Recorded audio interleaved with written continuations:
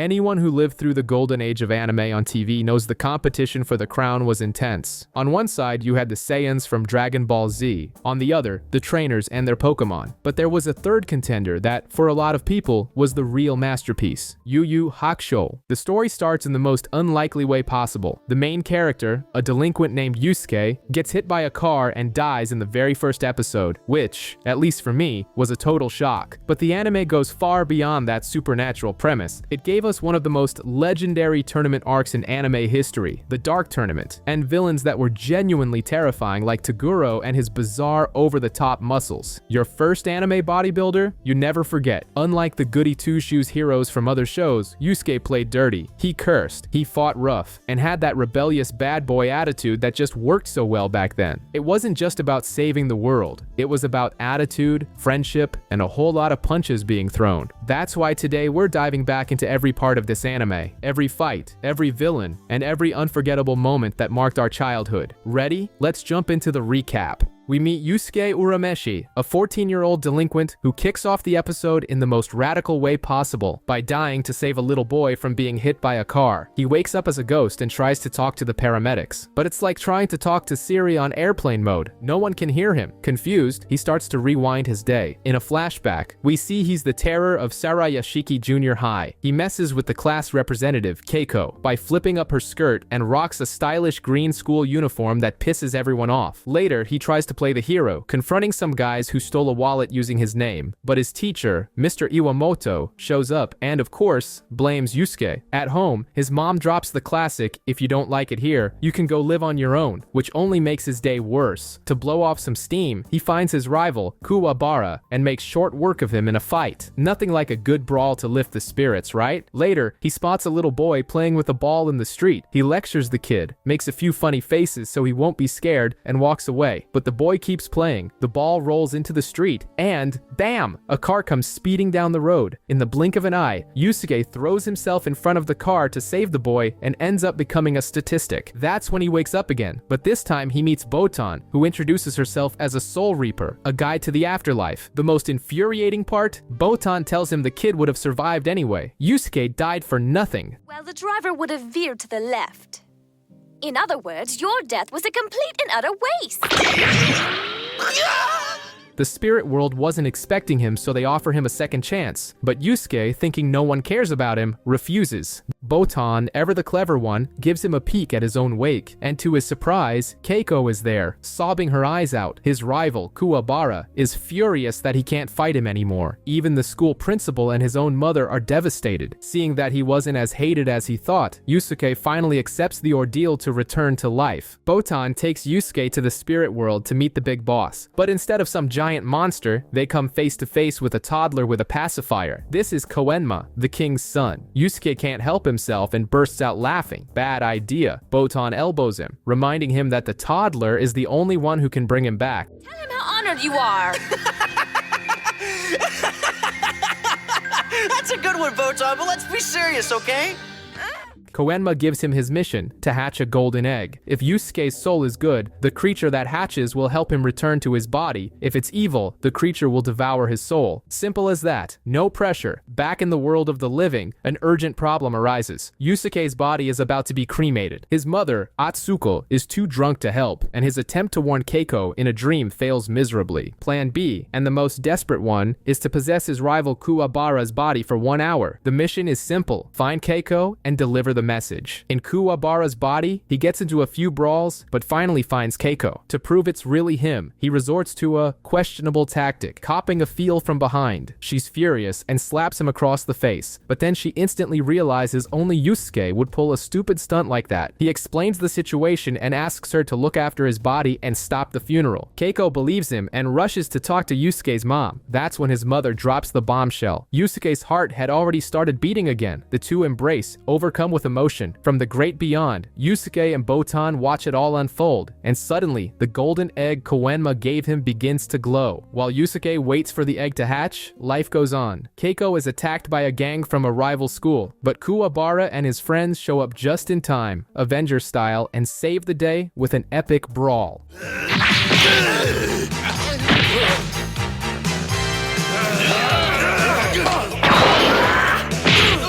The next day in the principal's office, a weaselly-looking teacher named Mr. Akashi delivers their punishment. If any of them get into a fight in the next week, their friend Okubo will lose the job that helps support his family. Akashi, who despises the crew, sets a trap. He sends the same thugs after Kuwabara, hoping he'll retaliate. But Kuwabara, showing the self-control of a monk, takes the beating without fighting back to protect his friend. Annoyed, Akashi switches tactics. Now, it's a science test. If any of them score below 50, Okubo's out of a job. The problem? Kuwabara scored a 7 on the last one. Kuwabara studies his butt, but the thugs give him no peace, and he takes another beating. Even beaten to a pulp, he stays focused. One night, he passes out from exhaustion, and Yusuke enters his dream to give him a little motivational boost. On the day of the test, the guys try again, but Yusuke acts fast. He possesses the body of a girl they knocked over and beats the crap out of the attackers. Kuwabara takes the test in peace. With a little spiritual help from Yusuke, he passes, but Mr. Iwamoto secretly erases one of his answers. Kuwabara sees the eraser mark and goes ballistic, ready to smash Akashi's face in, but Yusuke somehow manages to stop him mentally. Luckily for everyone, the principal overheard everything, catches the teachers red-handed, and ensures justice is served. Botan explains that Yusuke was able to communicate with Kuwabara because their friendship is just that damn strong. Alone, Kuwabara realizes it was Yusuke who helped him and thanks his ghostly friend. Koenma sends an investigator named Sayaka to check up on how Yusuke is doing. She arrives shrouded in mystery, saying that what she's investigating is top secret. The first thing she wants to know is about Yusuke's girlfriend. He immediately denies it, saying Keiko is just a friend, maybe the only real friend he has. Sayaka finds it odd that a girl like Keiko would be interested in a guy like Yusuke, and concludes the attraction must be one-sided. But to shut her up, Keiko turns down a handsome guy at school, proving her loyalty lies with our protagonist. Botan even teases Yusuke, saying he's a lucky guy. Later, Keiko goes to visit Yusuke. His house is a mess, and in the middle of the chaos, she trips and knocks a pile of books onto his face. She rushes to clean his face, and in a super tense moment, leans in to kiss him. But, like in any good soap opera, a city alarm blares, warning about an arsonist on the loose, completely killing the mood.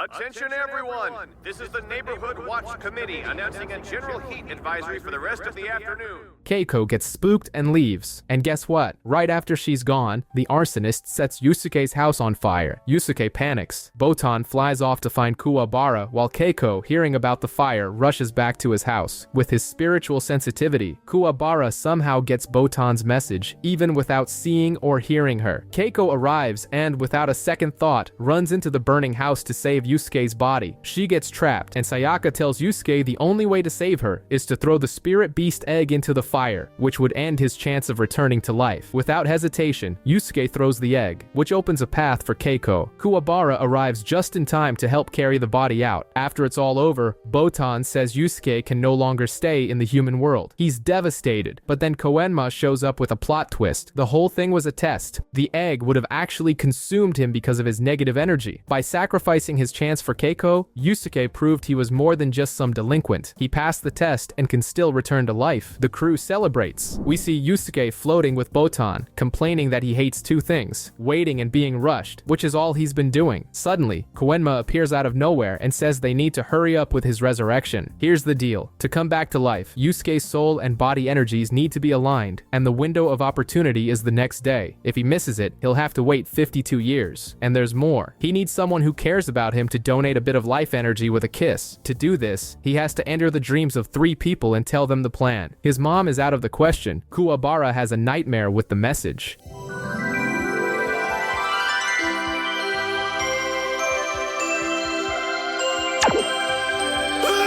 Keiko gets the message but hesitates to kiss him because his body isn't glowing gold like in the dream. To make matters worse, her mom is rushed to the hospital and she gets stuck there. Time is running out. Botan and Yusuke try everything. They go after Kuwabara at an arcade, but he just feels a shiver and runs off. They try Yusuke's mom, but she's drunk. The plan is simple falling apart. That's when Botan has a brilliant idea. She passes the message through Keiko's mom at the hospital. Keiko gets the message, rushes to Yusuke's house, and manages to kiss him at the last second. He wakes up, and everyone is relieved, but Koenma warns him this was just the beginning. Back to life, Yusuke is walking down the street when a fortune teller, who is Botan in disguise, tells him he has a mission. He ignores her but overhears some students saying a rival gang is trying to take over Kuwabara's territory. Curious, he enters a cafe and sees the gang's leader, a guy named Sakamoto who has horns. Sakamoto is blackmailing Kuwabara, holding a kitten hostage to force him into beating up his own friends. Kuwabara refuses. In the nick of time, Yusuke shows up, saves the cat, and beats the crap out of everyone. When he knocks out Sakamoto, a small demon pops out of the guy's mouth. Botan reveals herself, and Koenma appears to make it official. Yusuke Urameshi, welcome to the team. You are now a spirit detective, and since there's no time to waste, a robbery takes place in the spirit world. 3 criminals steal some super powerful artifacts. Yusuke returns to school, and everyone panics, thinking he's a ghost. Only Keiko acts normally, and Kuwabara immediately wants to fight, as usual. Even the principal welcomes him back with a smack on the head. Annoyed, Yusuke decides to skip class on the roof. While he's gone, several valuable items disappear from the classroom. And who gets the blame? Yusuke, obviously. The teacher, Mr. Iwamoto, immediately starts accusing him. In the middle of the lecture, Koenma appears, invisible to everyone else, and tries to give Yusuke his first mission: retrieve the 3 stolen artifacts of darkness. But Yusuke is more concerned with clearing his name and refuses. Koenma then gives him a tip: use the psychic lens on the teacher's pocket. Sure enough, Yusuke sees all the stolen items right there. I don't believe it! An explanation, Mr. Iwamoto? He confronts his teacher, who plays dumb, and accuses him of planting the evidence. For revenge, Yusuke uses his new power, the spirit gun, and knocks the teacher out with a blast of energy from his finger. Vengeance mission complete. Now he can focus on the real job. He accepts the mission and sets off to hunt the thieves. He soon finds one of them, a guy named Goki, but gets surrounded by some random thugs. By the time he's done with them, his target is gone. In the spirit world, we learn the thieves' names: Kurama, Goki, and Hiei.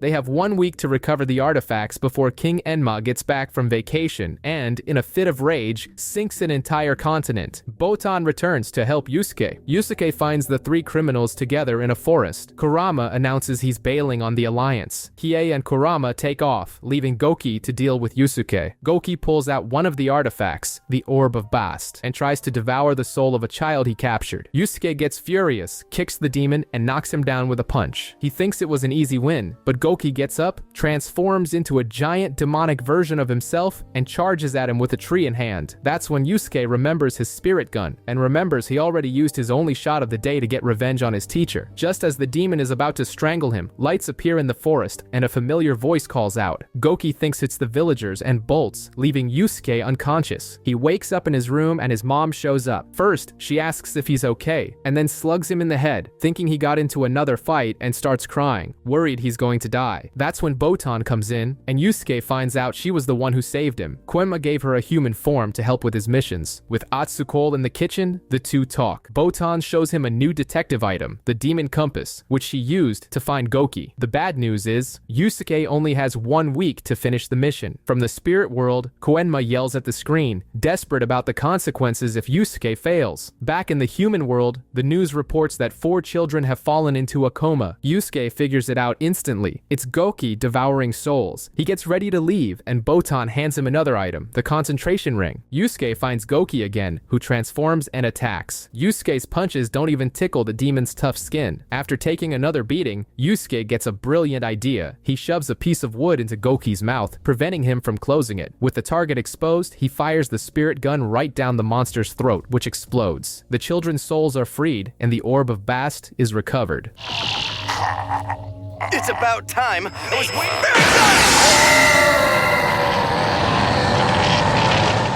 On their way home, they run into Kurama, who asks for 3 days to return the Forlorn Hope. Yusuke, feeling he can trust him, agrees. The next day, Yusuke finds Kurama at the hospital. There, he learns that Kurama's human mother is sick. On the roof, Kurama tells him his whole story. He's an ancient demon fox named Yoko, who fled to the human world and was reborn as a baby, Suichi. He planned to leave but grew attached to his mother. Now he wants to use the mirror to save her, even if it costs him his own life. That night, as Kurama Kurama is about to use the artifact, Yusuke stops him. He knows what it's like to leave a mother heartbroken and offers his own life instead. The mirror, moved by their sacrifice, grants the wish without taking a price. Kurama's mother is cured, and Yusuke recovers the second artifact, but Koenma is already worried about the next enemy. Hiei, the last of the thieves, finds out his partners have been defeated and hatches a plan to get the artifacts back using his Sword of Shadows. Meanwhile, Yusuke is skipping class with Botan when Keiko shows up and sees them together. A jealous scene is inevitable, and she storms off, furious. From a distance, Hiei watches everything with his Jagan, his third eye, and finds the perfect opening. He attacks Keiko and kidnaps her. Yusuke's demon compass goes off, and he runs in the direction it points, meeting Botan along the way. She tells him the enemy has Keiko, and the two arrive at a warehouse. Inside, they're greeted by a crowd of hypnotized people with a red circle on their foreheads. Hiei appears and says he's controlling everyone with his Jagan. He demands the artifacts in exchange for Keiko. Yusuke hands over the orb and the mirror, but like any good villain, Hiei breaks the deal. A slit with a red eye starts to open on Keiko's forehead, and Botan uses her spiritual power to try and stop it. Yusuke, with no other choice, goes in for a fight. Hiei, super confident, says the antidote is on his sword, but to everyone's surprise, Yusuke flies at him and lands a solid punch to his chin. Hiei gets pissed and uses his super speed, but Yusuke manages to keep up and lands another punch. Furious, Hiei transforms. His skin turns green and demonic eyes sprout all over his body. Things get ugly. He traps Yusuke and starts beating him. Just as he's about to deliver the final blow, Kurama appears out of nowhere and blocks the sword. He even throws blood in Hiei's eyes to blind him, giving Yusuke time to recover. The fight resumes, more balanced now, but Yusuke realizes he can't win in a straight fight. He runs with Hiei right behind him. Then he turns and fires the spirit gun. Hiei dodges with his speed, and Yusuke runs out of energy. Hiei declares victory, but the spirit gun, which bounced off the forlorn hope that Hiei himself was holding, comes back and hits him from behind. A total trick shot. Yusuke wins, gets the antidote for Keiko, and recovers all three artifacts.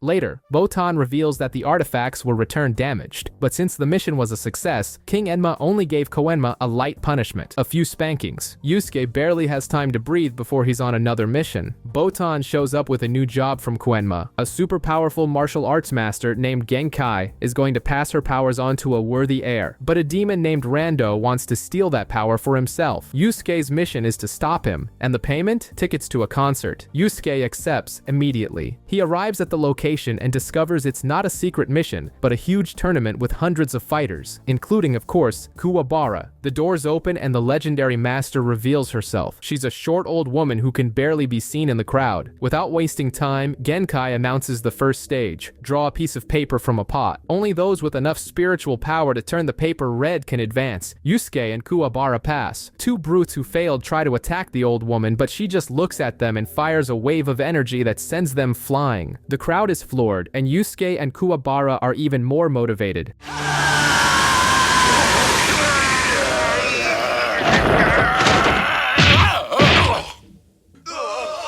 The second stage takes place inside the dojo, which looks like an arcade. The tests are on a punching machine, a rock, paper, scissors game, and even karaoke. You have to pass 2 out of 3. Obviously, it's all a disguised test of spiritual power. Kuwabara scores 129 on the punching machine, and Yusuke, not to be outdone, scores 155. In the end, only 20 competitors remain. The third round is a race through a dangerous forest. Genkai, despite her age, bolts ahead of everyone, saying she'll wait at the finish line. The forest is full of traps, but Yusuke decides to go in a straight line. Along the way, he's attacked by a swarm of demon bats led by a guy named Baldock. After facing Hiei, this is a piece of cake. Yusuke defeats the bat leader and continues. 3 hours later, 7 challengers emerge from the forest, with Kuwabara in first place. He's worried about how long Yusuke is taking. Just as Genkai is about to start the next phase, Yusuke finally arrives, explaining he was delayed by a demon bat. Genkai is impressed, since Baldock was one of her best guardians, and lets Yusuke advance with the other 7. The 8 qualified fighters reach the final stage, but with a small catch. The fights will happen in total darkness. Master Genkai insists the guys need to learn to see with their spiritual energy. The first fight is between a ninja named Kazamaru and a hitman, Kuroda. The ninja wins by shooting a little power from his hand. The second is between Shorin, a young psychic, and a wanderer named Chinpo, with Shorin coming out on top in a close battle. Then comes the third fight, Kuwabara versus Musashi, a swordsman who was basically a samurai. Needless to say, Musashi absolutely demolishes Kuwabara, but in a feat of brute strength, Kuwabara breaks the guy's sword in half. Musashi gets pissed and charges, but then the magic happens. Kuwabara, in a desperate move, focuses his spiritual energy into the piece of the sword he's holding and creates his special technique, the Spirit Sword. He knocks out the samurai and advances to the semifinals. Just then, a familiar face shows up. It's Botan. She says she'll help Yusuke find the demon. Kuwabara, seeing Yusuke chatting with a pretty girl, goes into full-on flirt mode and asks Botan out, but Genkai cuts the mood by calling everyone for the next fight. Now it's Yusuke's turn against Kibano, the guy who scored 175 on the punching machine. Genkai, seeing Yusuke's cockiness, flicks a lit cigarette that almost hits his face and rolls into the darkness. Kibano puts on a weird helmet and the two enter the darkness to fight, but Kibano has a huge advantage, dodging everything and hitting Yusuke as if it were broad daylight. Botan and Kuwabara get worried while Yusuke is just punching air. Kibano explains his cheat. The helmet is a night vision visor. The fight turns into a one-sided massacre, with Yusuke on the ground, out of breath. Even after getting beaten like a punching bag, Yusuke gets back up against Kibano, trying to find a way to turn the tables. He even tries to grab the guy's arm so he won't lose him in the dark, but Kibano is so strong, he just lifts him up and throws him away. The situation is critical. That's when he decides to use his trump card, the Spirit Gun. He focuses the energy in his finger, and even though Kibano feels the immense power, he remains confident since Yusuke can't see him. Kibano goes for the final blow from behind Yusuke, but suddenly, Yusuke spins around and fires the Spirit Gun right in his opponent's face, shattering the helmet and knocking him out. I can feel you trembling.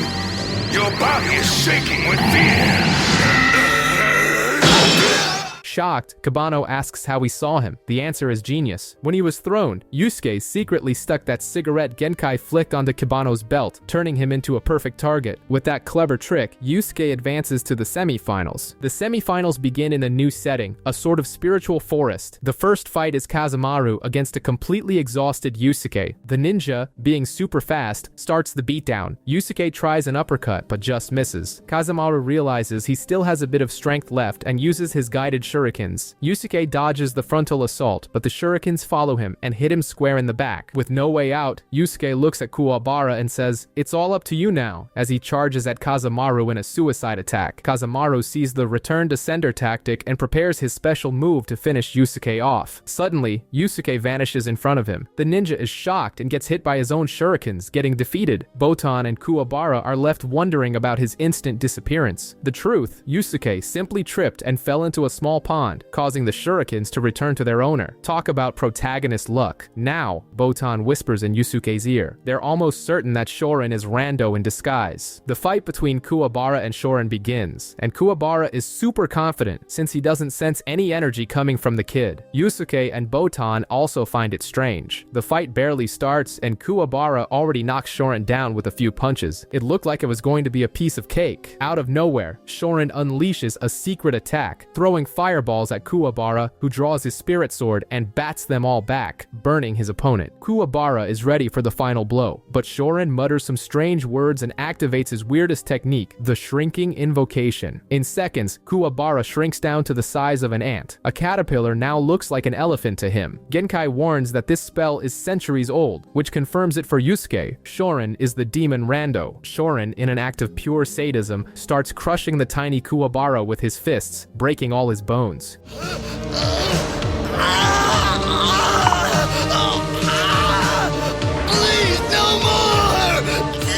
Yusuke is furious and tries to attack, but Genkai stops him. She declares Shorin the winner and demands he return Kuwabara to his normal size. Yusuke and Botan rush to help their friend, who luckily is still alive. The rage gives Yusuke a power-up, and even though he's exhausted, he explodes with spiritual power and charges at Shorin, kicking off the grand final. Yusuke punches the guy, but Shorin leaps away and launches another special attack, the Wind Cutter, which creates blades of air and injures Yusuke. Undeterred, Yusuke continues his assault, jumps through the blades, and lands a direct hit to Shorin's neck, slamming him to the ground. Yusuke thinks he's finally won, but Genkai throws a bucket of cold water on his victory, warning that the match isn't over, and asking if he really thought Rando would be defeated so easily. Suddenly, Shorin's body begins to tear apart, and a demonic creature emerges. Yusuke is now face to face with his worst nightmare, the true form of Rando. Rando appears before Yusuke, and the guy's vibe is seriously creepy. Yusuke rushes in with a flurry of punches, but it's like hitting a concrete wall. Rando doesn't even flinch. To make things worse, he counters with a bizarre technique called the life thread, which ties Yusuke up completely, leaving him immobilized. As if that wasn't enough, Rando hangs our hero over a lake and, to complete the evil villain package, summons some carnivorous demon fish. Botan tries to convince Genkai to stop the fight, but the old woman is in the show must go on mode, and the nightmare only gets worse. Rando points his finger and unleashes his own spirit gun. Yep, the guy copied Yusuke's technique. When all seems lost, a mysterious light comes from Kuwabara and scares off the fish. He uses his spirit to play motivational coach for Yusuke, telling him to get up and fight. This gives our hero a boost, and he breaks free, annihilates the fish, and rises from the water. Rando tries to shoot again, but Yusuke is already behind him, ready to unleash the real spirit gun. Yusuke's is the original, Rando's is the knockoff version. The result? Rando is blown away along with the lake. Yusuke collapses, thinking he's won, but he's wrong. Rando rises from the rubble, furious, and starts beating Yusuke. He decides to use the same shrinking technique he used on Kuwabara, but the spell backfires, and the one who ends up tiny is Rando himself. Genkai explains that all he had to do was cover his ears. He wakes up and discovers he had some algae in his ear that blocked the sound. Sometimes not cleaning your ears pays off. Yusuke then finishes off the mini Rando with a giant elbow drop in true pro wrestling style.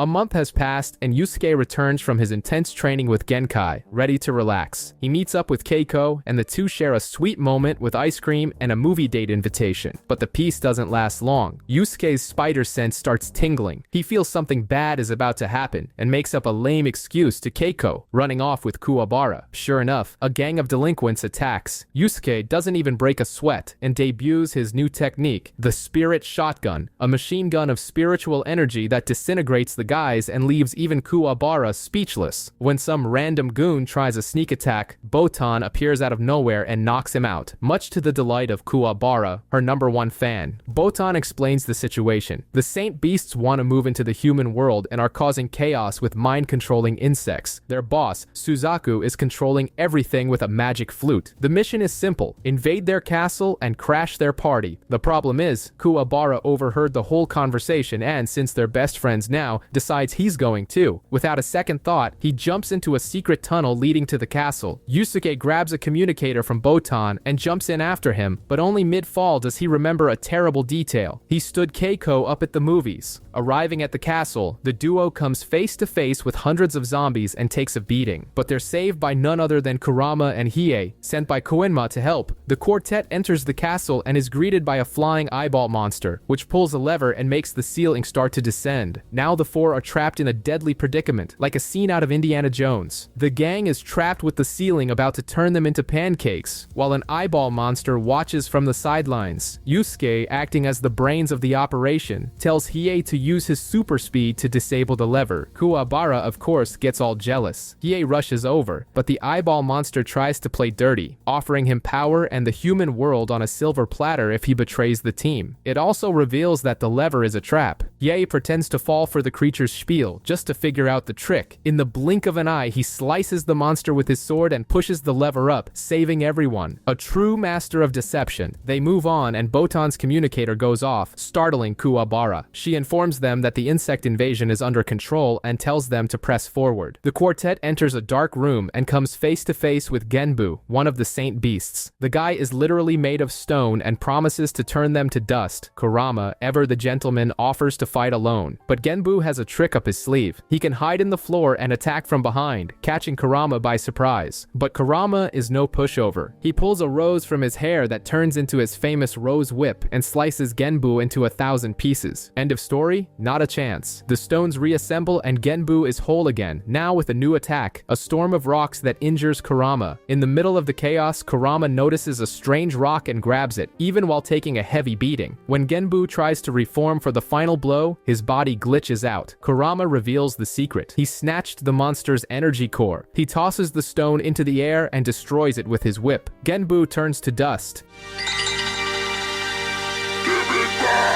Farewell. Kurama has barely started to recover when Kuwabara shows up to show off. He draws his spirit sword, and to impress the others, starts extending it until it breaks through the ceiling. No one is impressed except for Koenma, whose jaw drops. The effort is so great that Kuwabara immediately faints. Yusuke calls Botan, and the situation in the human world is getting worse. She's being chased by another possessed person, but handles it by whacking him with her baseball bat. Kuwabara wakes up the moment he hears her voice, but the whole place starts to crumble and the gang has to run. Outside, they come face to face with the next demon, Byakko, some kind of hell-spawned Tony the Tiger. Hiei is about to charge in, but Kuwabara steps in front, saying he'll defeat the monster with his all-powerful sword. He shows off his trick again, but this time, even Byakko laughs at him. To make matters worse, the big tiger rips out some of his hair and summons 4 mini tigers to attack Kuwabara. Kuwabara tries to attack the creatures, but they're too fast, like the Flash. The 4 mini tigers attack together and leave him covered in wounds. Yusuke tells him to give up, but Kuwabara, stubborn as ever, refuses. Suddenly, he gets a plan and runs back towards his friends. Byakko laughs, thinking he's fleeing, but the mini tigers follow him in a single file line. It was all a trap. Kuwabara spins around, extends his sword, and impales all 4 of them at once, but the creatures are strong and keep trying to escape. So Kuwabara starts running in circles, trapping the 4 tigers around his sword. Now, with the minions out of the way, he goes after Byakko. He tries to slash the demon, but the blow doesn't even faze him. Kurama figures it out. Byakko is absorbing the sword's energy, getting stronger with each attack while Kuwabara gets weaker. His sword starts to shrink, but being stubborn, he uses the last of his energy for one final strike. Byakko absorbs it all, and Kuwabara collapses from exhaustion, leaving the demon stronger than ever. Even with no energy left, Kuwabara musters his last ounce of strength and attacks again, but Byakko just absorbs the power and leaves him unconscious on the ground. The tiger demon prepares to crush Kuwabara, but suddenly feels something strange. Kuwabara's plan finally worked. Byakko absorbed too much energy, like eating an entire Christmas dinner by yourself. His body can't handle it, and he explodes, falling into a pit.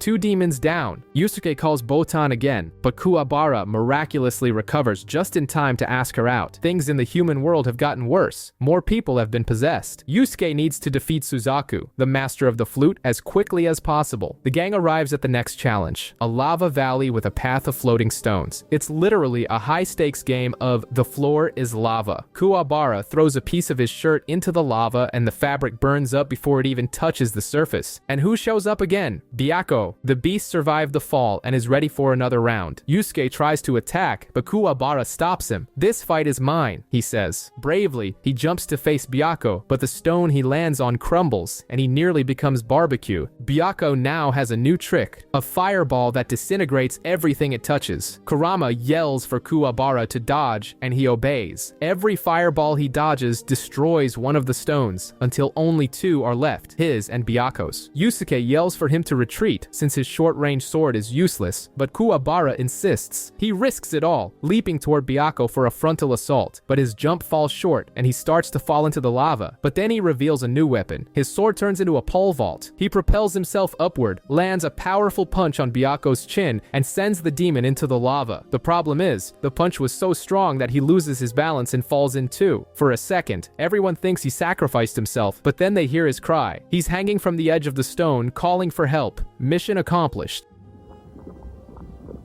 Come on, you guys! Hurry up! I think I can feel something slipping! He's alive? The group arrives in a room with 15 doors. Kurama warns that only one leads to the right path, while the others are one-way traps. Yusuke, being clever, tells Kuwabara to choose, since he has the greatest spiritual awareness. Kuwabara picks a door, saying he feels something big behind it. He opens it and comes face to face with a tiny mouse. The path leads them to a blue door with dragon statues. Kurama deduces that the next enemy is Sei Ryu, the blue dragon. The door opens on its own, and they enter a room filled with mist. Sei Ryu introduces himself, but says they have one more guest. And who comes limping in? Byakko, still alive. He begs Sei Ryu for help, but the dragon ignores him, freezes him solid, and shatters him. He was a weapon, not a friend. And like a cheap sword, he rusted. The scene enrages everyone, especially Hiei. Hiei steps forward and drapes his cloak over Byaku's head. Seiryu finds it amusing, saying it's curious to see Hiei show sympathy. Kurama explains that he's never seen Hiei start a fight using so much spirit energy. Seiryu tries to recruit Hiei to his side, but obviously gets a no. The fight begins. Seiryu attacks with ice blasts, but Hiei is too fast and dodges everything. Eventually, an attack hits and freezes Hiei's leg, slowing him down. Seiryu taunts him, telling him to beg for mercy, but as Seiryu prepares the final blow, Hiei launches himself forward. In the blink of an eye, Hiei's arm and other leg are also frozen. Seiryu seems to have won, until Hiei laughs, revealing that the ice technique didn't work. Suddenly, cuts appear all over Seiryu's body, and he dies a brutal death. Kuwabara asks when Hiei attacked, but not even Kurama saw it properly. Hiei reveals he cut him 16 times.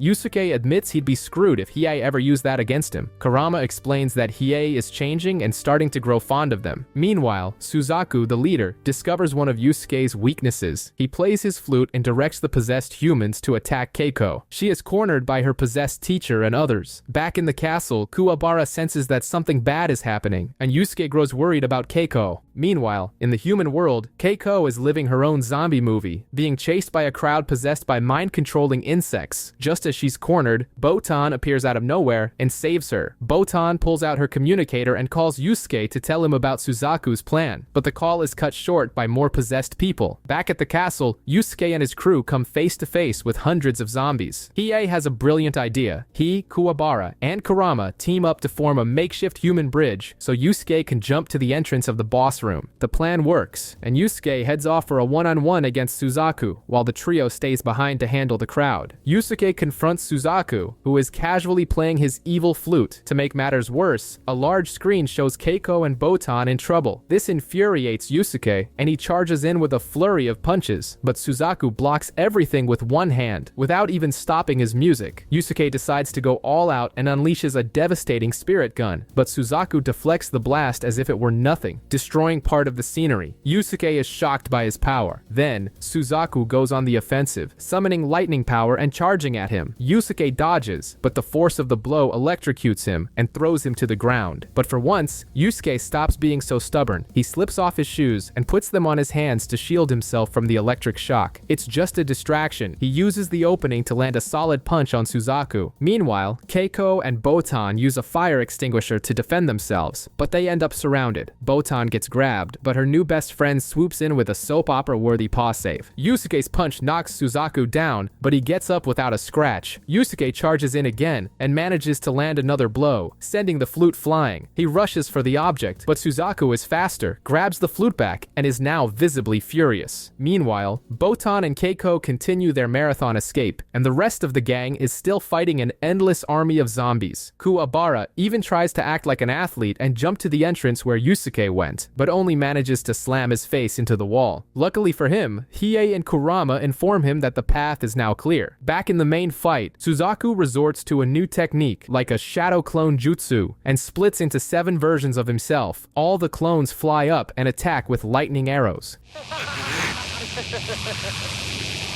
Prism Storm of Torment! Yusuke manages to dodge the first 6, but the 7th hits him square on and knocks him out. Now things are looking grim. Botan and Keiko's situation also worsens. They hide in a locker, but Keiko's scarf gets caught on the outside, giving away their hiding spot. The possessed mob doesn't think twice and smashes the locker. Seeing this on the screen, Yusuke thinks they've been caught and loses all his courage, starting to take a serious beating from the clones. Just as he's about to give up, Master Genkai's voice echoes in his mind, telling him the girls are still in the fight. And it's true, they tricked everyone, leaving the scarf on the empty locker on purpose while they escaped once more. Realizing they're okay, Yusuke regains his composure and releases an explosion of energy so powerful it nearly demolishes the entire castle. Now the real fight is about to begin. Suzaku attacks with another lightning fist, but Yusuke is ready. He unleashes his full power and counters with his spirit gun shotgun. The blast hits its mark, and Yusuke finally defeats the villain. The problem is, he used up all his Taruka's energy and collapses immediately after. In the human world, the situation is still critical. Botan takes a hit and is knocked out, leaving Keiko cornered with no way out. Seeing this on the screen, Yusuke drags himself toward the flute to destroy it, but before he can reach it, Suzaku gets back up, stomps on Yusuke's hand, and absorbs the energy from his clones, returning to 100%. Suzaku hits Yusuke with another electric blow. He withstands it, but is at his limit. At the moment of the final blow, Yusuke sees Keiko about to be attacked and goes into berserker mode. His eyes turn white and life energy explodes from his body. He launches a gigantic spirit gun shotgun just as Kuwabara and the others arrive to watch the fireworks. The explosion destroys the room, the flute, and the possessed humans all collapse.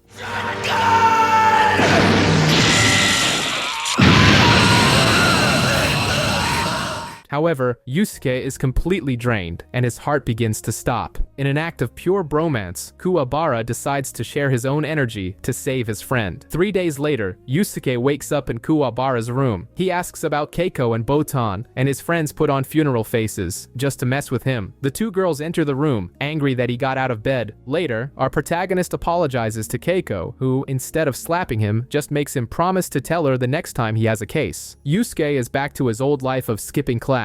One morning, while running to school, he senses he's being followed. And who is it? None other than Hiei, who appears out of nowhere, hands him a videotape from Koenma with the next mission, and vanishes again, ninja style. Later at school, Yusuke asks to use Kuwabara's VCR. Kuwabara agrees, but on one condition. He'll never get involved in Yusuke's missions again. Make a note of that, because that promise will last shorter than a phone battery. Keiko shows up and scolds Yusuke for bringing a tape to school. He remembers he promised not to hide things from her anymore and tries to tell her the truth, but the poor girl doesn't understand a thing. At Kuwabara's house, a little scene of jealousy plays out between Yusuke and Botan over Keiko. Finally, they pop in the tape. Koenma explains the mission: rescue a girl named Yukina who is being held captive by a greedy businessman, Taruka Ne. The deal is, Yukihina has the bizarre ability to create priceless pearls from her tears, and the old man forces her to cry constantly to line his pockets. What they didn't know is that Kuwabara's older sister, Shizuru, was eavesdropping. Kuwabara falls for Yukina instantly and runs off to get ready, completely forgetting his vow to stay out of it. He misses the part where Koenma reveals that Yukina is Hiei's sister. Meanwhile, at the mansion, Taruka Ne introduces Yukina to the people who will definitely make her cry, the Toguro brothers. The younger Toguro tries to hurt her, but it doesn't work. Then he notices she's fond of the birds in the forest, catches them, and crushes them in front of her. Yukina cries. The tears turn into pearls, and Taruka Ne celebrates. Yusuke, Kuwabara, and Botan head into the forest, and on the way, they encounter a tentacled monster. Kuwabara slices the beast with his spirit sword, and Yusuke finishes it with his spirit gun. The first obstacle is down. Taruka Ne finds out his monster has been wasted. The Toguro brothers aren't phased. They already figured the intruders were no ordinary people. To test Toguro's strength, Taruka Ne unleashes his superpowered pet monster. The result? Toguro puts his fist straight through the beast. End of story. Made me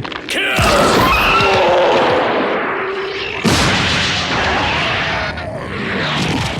Taruka Ne gets an idea: turn the invasion into a betting game for his rich associates from the Black Club. Meanwhile, in the spirit world, Kurama shows up to say hi to Koenma. He figures Hiei probably already knows everything and has gone to save his sister on his own. And wouldn't you know it, he's right. We see Hiei speeding through the trees, unnoticed by Yusuke and the others. Back at the mansion, the gambling begins. Toguro told Taruka Ne that the intruders have already defeated powerful demons like Rando and Suzaku, so the old man uses this information to rig the bets. The first round is the 12 mansion defenders against our heroes. Almost everyone bets on the defenders, except for a mysterious man named Sakyo, who bets on the intruders and doubles his money. Cut to Yusuke and Kuwabara wiping the floor with the 12 guards. The second bet is against 3 elite fighters, Miyuki, Gokumonkey, and Inmaki. Again, everyone goes with Taruka Ne, except for Sakyo, who now triples his bet. Taruka Ne gets pissed and pulls a cheap move. He simply blows up the entire forest surrounding the mansion, thinking he's solved the problem. But it's no use. The gang is safe and sound and finally arrives at the mansion. Inside, they come face to face with the first challenge, the fighter Miyuki. Miyuki charges, and Kuwabara gets all flustered with his "I don't hit women" policy. Yusuke couldn't care less and accepts the challenge. Miyuki tries to strangle Yusuke with a rope, but he uses the momentum to land a punch on her chest. Kuwabara freaks out, but Yusuke doesn't stop and lands another powerful kick. To end the argument, Yusuke gropes Miyuki's chest and private part,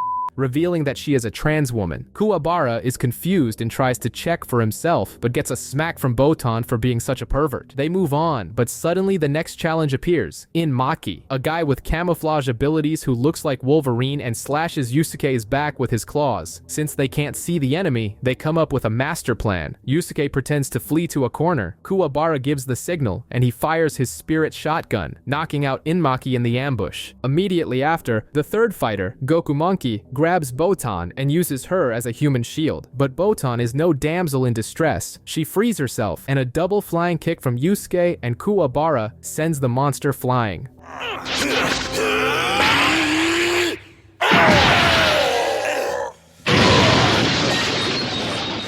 Meanwhile, Taruka Ne is on the verge of a nervous breakdown because Sakyo is winning every bet. The final bet is announced, the Toguro brothers versus the heroes. Sakyo, confident, bets everything he has on Team Yusuke's victory. Taruka Ne, desperate to get his money back, accepts the fight will take place in a special arena, and to make things worse, they bring Yukina in to watch. At that exact moment, Hiei finally arrives at the mansion and senses an absurd power coming from within, Toguro's power. Finally, Kuwabara comes face to face with the girl he's wanted to rescue from the start, Yukina. But to get to her, he and Yusuke must get past the Toguro brothers. Kuwabara, ever confident, underestimates their strength and is ready to charge in, but Yusuke stops him, sensing a sinister energy coming from them. And he was right. The elder Toguro transforms his own body into a sword, while the younger one starts charging his power. In the blink of an eye, Toguro rushes forward, knocks out Yusuke, and goes after Kuwabara. Kuwabara tries to block the attack with his spirit sword, but the force is too much, and he's thrown against the wall. Yusuke attempts a surprise attack with his spirit gun, but Toguro dodges it and even blocks the shotgun version with a barrier, countering with a punch that sends Yusuke flying. It feels like their powers are useless against a monster like him. Yusuke comes up with a plan and charges, but dodges at the last second and fires a full-power spirit gun right at Toguro's face. But to everyone's surprise, the man is unharmed. The elder brother had turned into a shield and blocked everything. Toguro then crushes Yusuke with another punch, leaving both heroes on the ground. While the rich man Taruka Ne celebrates, Sakyo watches without a single reaction. That's when the tables turn. Kuwabara somehow uses his spiritual energy to feel all of Yukina's suffering, the torture, the loneliness, the pain. This gives him a second wind and he gets up, his energy renewed, ready to finish Taruka Ne. Toguro pulls him back to reality, but Kuwabara already has another plan. He coordinates a surprise attack with Yusuke. Kuwabara charges with his sword, and as Toguro prepares to defend, Yusuke fires the spirit gun at Kuwabara's back. The boost doubles the speed of the attack, catching Toguro by surprise and impaling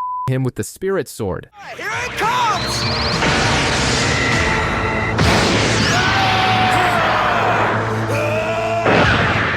Taruka Ne is in shock, and Sakyo, happier than ever, takes all his fortune. Suddenly, Hiei invades the room, having already defeated all the security guards. He starts beating up Taruka Ne, but as he's about to deliver the final blow, Yukina stops him, saying she's seen enough violence. Being her long-lost twin brother, he obeys. She doesn't recognize him, and when she asks who he is, Hiei plays it off, saying he's just a friend. Kurama also appears, ready to intervene if Hiei lost control. Yukina then remembers Kuwabara and rushes to heal his wounds with her powers. Kuwabara is in a major slump because Yukina had to return to the ice world. Yusuke, not getting it, asks Hiei why he doesn't just tell her he's her brother. Hiei explains that he's a wanted criminal and they're only half siblings, so it's better for her not to know. Yusuke even teases him, asking if he implanted the Jagan eye just to keep an eye on her, but Hiei remains silent. Back in the city, Yusuke is finally having a peaceful moment with Keiko when a piece of a building explodes. He runs over to see what's going on and comes face to face with a man wearing a helmet on a motorcycle. It's Toguro. It turns out that after the brothers' defeat, Sakyo contacted them. It was all an act. They were working for Sakyo the whole time, and the defeat was staged so he could win the bet and take Taruka Ne's money. They let Yukina go because she was never part of the plan. But Toguro was intrigued by Yusuke's power and invites him to the Dark Tournament, a bloody championship organized by human mobsters and demons. Yusuke refuses, but then comes the blackmail. If he doesn't participate, Toguro will kill Yusuke and everyone he loves. To prove he's not kidding, he reveals that in their previous fight, he was only using 20% of his strength. As a demonstration, he uses 60% of his power and simply demolishes an entire pillar in a parking garage.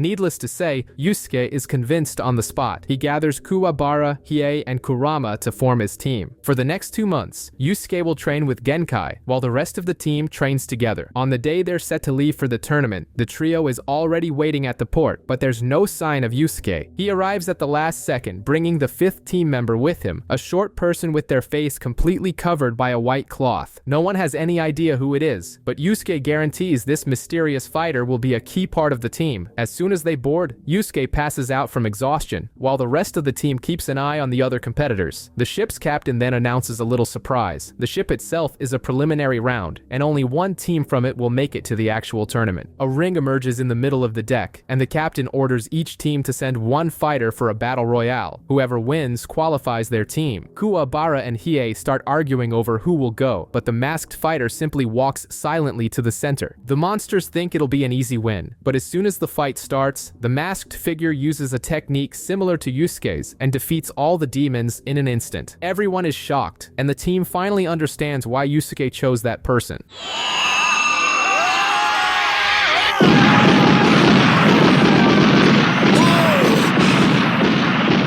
The remaining demons don't accept their defeat and charge Yusuke's team. Hiei slices through several of them. Kurama uses his rose whip. The masked fighter throws punches, and Kuwabara takes down a few with his spirit sword. A demon approaches Yusuke, who is still asleep, thinking it'll be easy to kill him. But mysteriously, Yusuke gets up and punches the monster in the face while still asleep. He shouts something, and Kuwabara recognizes a nickname Yusuke uses for his master. This gets Kuwabara thinking, suspecting that the masked fighter is actually Genkai in disguise. Meanwhile, in the city, Keiko and Kuwabara's older sister, Shizuru, corner Botan to find out where the boys went. She ends up spilling everything, and the two demand that Botan take them to the tournament. Koenma also decides to go to Hanging Neck Island. With all rival teams eliminated, the ship finally docks, and Team Urameshi is taken to a hotel. There, they receive unexpected visitors, a boy with star tattoos and a muscular blonde man. They introduce themselves as the next day's opponents and say they're looking forward to killing them. Then,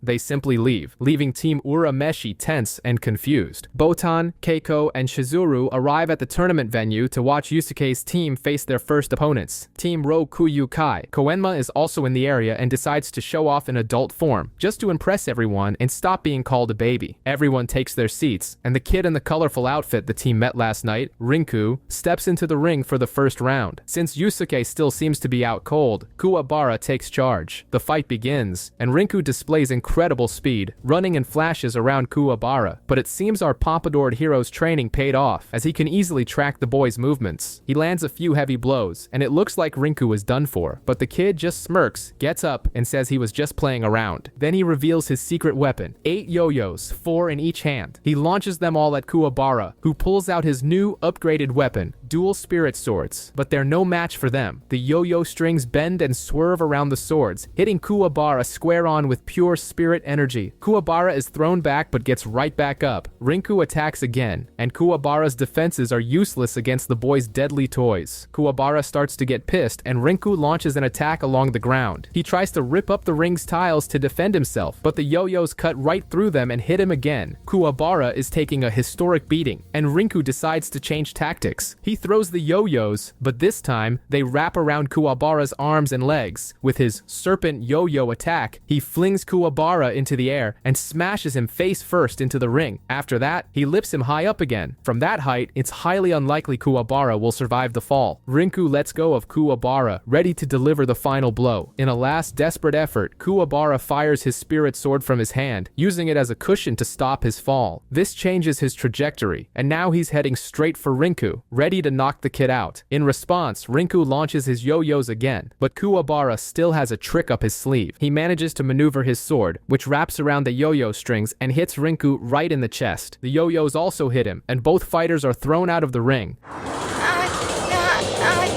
going together, you freak! The referee announces they only have 10 seconds to get back in and starts the count. Rinku gets up at 5, and Yusuke, still supposedly asleep, yells for Kuwabara to wake up. Kuwabara gets mad, gets up, and goes to confront Yusuke. At that exact moment, Rinku stops healing himself and makes his yo-yos tighten around Kuwabara, preventing him from jumping back into the ring. The count ends, and Rinku takes the first victory. Right after, the second match begins. Roto versus Kurama. Hiei tells Kurama to finish him because they need the win, and Kurama replies with a cold, "Naturally." He charges in, but just as he's about to finish him, Rado reveals his trump card. He has a demon brother tracking Kurama's human mother. With a device, he can order his brother to kill Kurama's mother at any moment. He warns Kurama not to move. Kurama flicks a small pebble at him, and Rado laughs, starting to beat him up. It seems Kurama doesn't want to risk his mother's life, and continues to take the punches. After a while, Rado gets tired and tells Kurama to lick the slime off his foot. Kurama refuses, and Rado threatens to push the button. Surprisingly, Kurama tells him to go ahead. Rado raises his arm, but suddenly he can't move. Kurama reveals a small hole in his chest. He had planted a death seed inside Rado, using the pebble to distract him. After a few minutes, it blooms, and thorny vines sprout from his opponent. Rado begs for mercy. Kurama's response, no. The seed sprouts violently, and Kurama wins the match.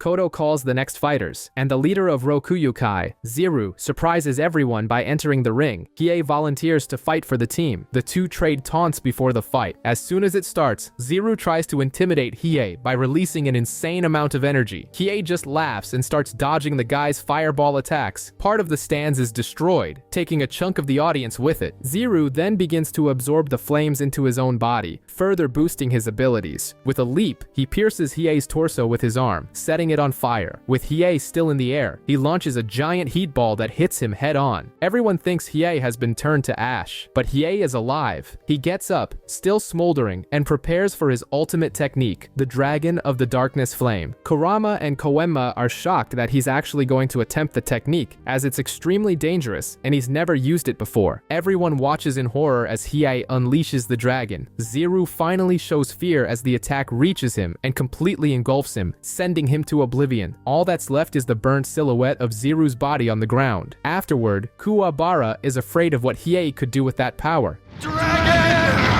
Ah! The darkness flame! But Hiei assures him that his honor prevents him from breaking their alliance. Two members of Team Rokuyukai try to flee in fear of Hiei, but are killed by the team's true leader, Chu. He explains that he wasn't in the initial lineup because he lost at rock, paper, scissors. No one takes him seriously. Kodo calls for an opponent, and Yusuke surprises everyone by energetically jumping into the ring. The smell of alcohol woke him from his beauty sleep. Hiei and Kurama sense something is off about Chu, suspecting he's the real boss. Chu continues to drink before the fight begins, and when he finally attacks, his drunkenness is revealed to be his greatest strength. Yusuke is in for a tough fight, as Chu is a master of Suiken, the drunken fist. Chu's unpredictability gives him the advantage, and he lands 5 punches on Yusuke in the blink of an eye, keeping up the pressure without giving our hero any room to breathe. Yusuke finally manages to land a vicious right cross, but the joy is short-lived. Chu quickly turns the tables and kicks Yusuke out of the ring, straight into the crowd's barrier, and in the middle of the fight, the guy starts chatting with the announcer as if nothing is happening. Just before the count reaches 10, Yusuke leaps back into the arena, and even Keiko gets excited in the stands. That's when Yusuke gets it. Chu isn't messing around. He wants a fight to the death. To intimidate him, Yusuke fires a spirit gun that destroys part of the stadium's roof. Chu's response? He pulls out a bottle of Ogre Killer, a drink that, ironically, recharges his energy and unleashes his full power. The guy's aura grows so large it darkens the entire stadium. But then, as a side effect of the world's strongest booze, he throws up, completely breaking the mood. After the dust settles, Chu creates a giant energy ball, which Hiei recognizes as his ultimate move. He launches the attack at the same instant Yusuke fires his spirit gun. The clash of energy results in a rather anticlimactic draw. With no time to think, the two charge at each other in a frank exchange of blows, not even bothering to defend. Chu then creates an even larger energy sphere. It looked like the end for Yusuke, but he surprises everyone by firing the rest of his spirit gun gun ammunition in a burst he calls the spirit gun barrage. Both attacks hit their mark, and both fighters remain standing, but completely exhausted. Chu proposes to end it all with a knife-edge deathmatch. Yusuke, in his impulsive style, accepts on the spot without even knowing the rules. While they wait for the committee's approval, Chu explains they will both plant their feet behind knives stuck in the ground and fight to the death with only their fists. The tournament committee is hesitant, but in the end, they allow the savagery. The mood darkens, and the two begin to destroy each other with heavy punches. It's a brutal brawl, with hooks and uppercuts that leave everyone stunned. Meanwhile, in the stadium's corridors, an enigmatic demon named Karasu from Team Toguro makes his debut, leaving a trail of incinerated guards on the floor. In the stands, Keiko can't handle the pressure, leaves crying, and Shizuru follows her. Shizuru gets lost and ends up cornered by some low-level demons, but is saved by the mysterious Sakyo, who appears out of nowhere. Keiko returns to the arena and confronts Kuwabara, asking why he isn't helping Yusuke. Kuwabara then explains the whole mess of how they were forced into the dark tournament, and that now they want to fight to settle things for good. Keiko finally understands when she sees the expression of pure adrenaline on Yusuke's face as he trades blows with Chu. The fight ends with a double headbutt, Chu's signature move. The stronger head would win, and the one who hits the floor is Chu. Yusuke is victorious, but when Chu asks him to finish the job, as the rules demand, Yusuke refuses. He says they'll fight again when Chu is better. A moment of total honor between the two, and Team Urameshi advances to the next round.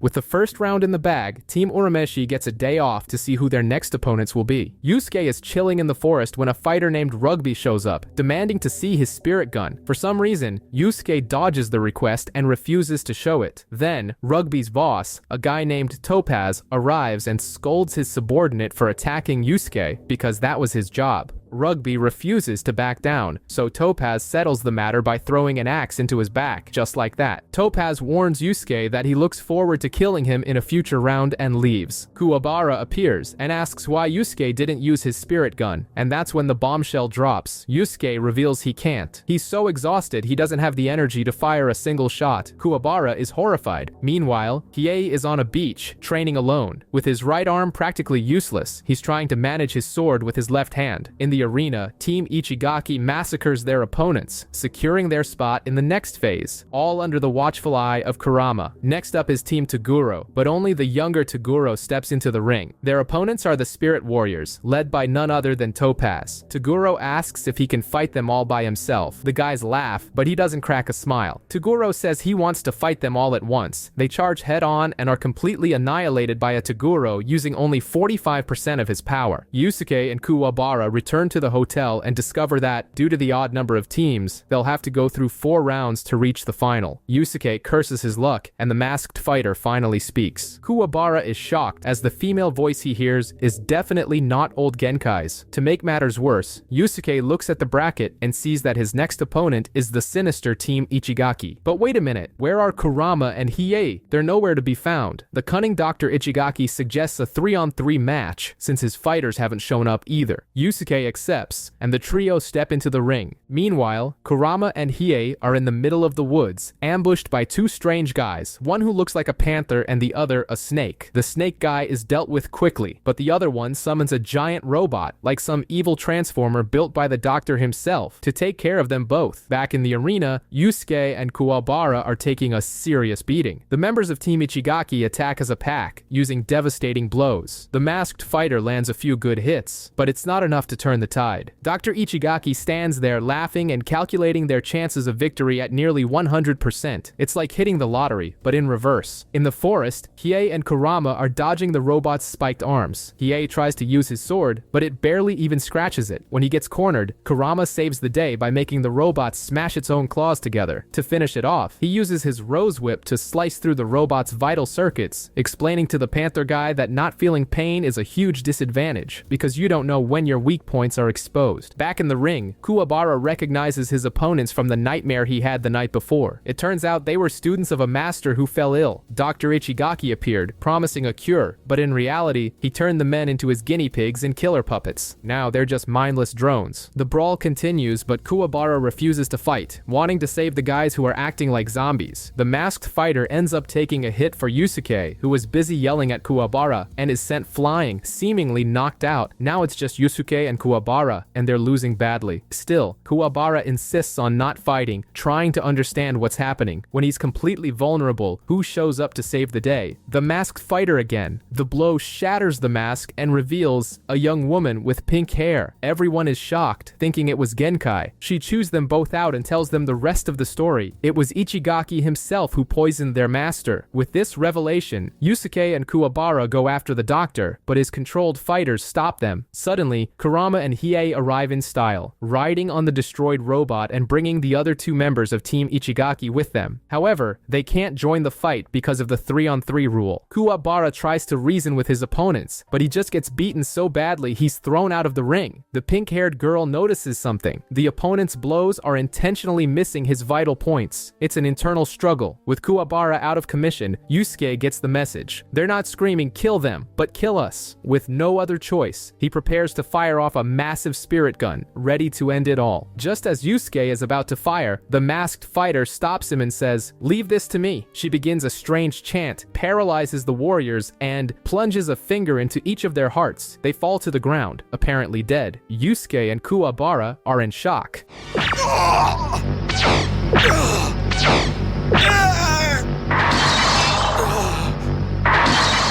Now it's time to settle the score with Dr. Ichigaki. The coward tries to negotiate, saying only he has the cure for the master. But then, the master himself appears in the arena, standing and recovered, thanks to Kurama, who whipped up a quick antidote. With no way out, Ichigaki injects himself with some bizarre concoction and turns into a monster with elastic arms. Hiei wants to finish him off, but Yusuke insists that this vengeance is his. And what a vengeance it is. Yusuke gives the doctor a memorable beatdown and finishes with an uppercut that sends him flying into the stands. Victory for Team Urameshi. But the celebration is short-lived. Yusuke and Kuwabara are depressed about the fighters' deaths. The pink-haired girl tells them to look again, and the three men stand up. She explains that she used the spirit wave, a technique that only destroys those with evil hearts. Since they were good, they survived. The fighters reunite with their master, and everything seems to end well, except it doesn't. Suddenly, the speakers announce the next match is starting now. Team Urameshi, all banged up, will have to fight again against 5 cloaked figures from Team Masho. That's when Kurama, ever the noble one, steps forward and declares he'll fight for as long as he can. He faces the first opponent, a man named Gama. The math is simple and brutal. Even if Kurama, by some miracle, manages to defeat Gama, there are still 4 more fighters on the other side waiting their turn. The heat is on, and Yusuke's team is starting the fight with their batteries at 10%. The question isn't whether they can win, but whether they can survive this round. Kurama's arms and legs are frozen, but the guy is a genius at improvising and uses his hair to control the rose whip, slicing Gama to pieces. However, before he bites the dust, Gama has one last trick up his sleeve. He throws himself onto Kurama, drenching him in his own blood, which acts as a spell to seal his spirit energy. Basically, the guy installed a power blocker on Kurama. To make matters worse, the next in line, Toya, immediately appears to avenge his friend. Toya attacks with full force, using his ice attacks, the Shards of Winter. Kurama can barely move and spends the entire fight just dodging. He figures out he can use his own blood to release energy, but that would be like using a car's gas tank to put out a fire. So he comes up with a MacGyver-level plan. He lets Toya cut him on purpose just to plant a seed of the death plant inside his own body. That's right, the guy became a walking, lethal flower pot. At the last second, just as Toya was about to deliver the final blow, the plant sprouts from within Kurama and defeats the enemy. Toya asks for death, but Kurama refuses. The effort takes its toll, and Kurama collapses in the middle of the ring. Then mine has been.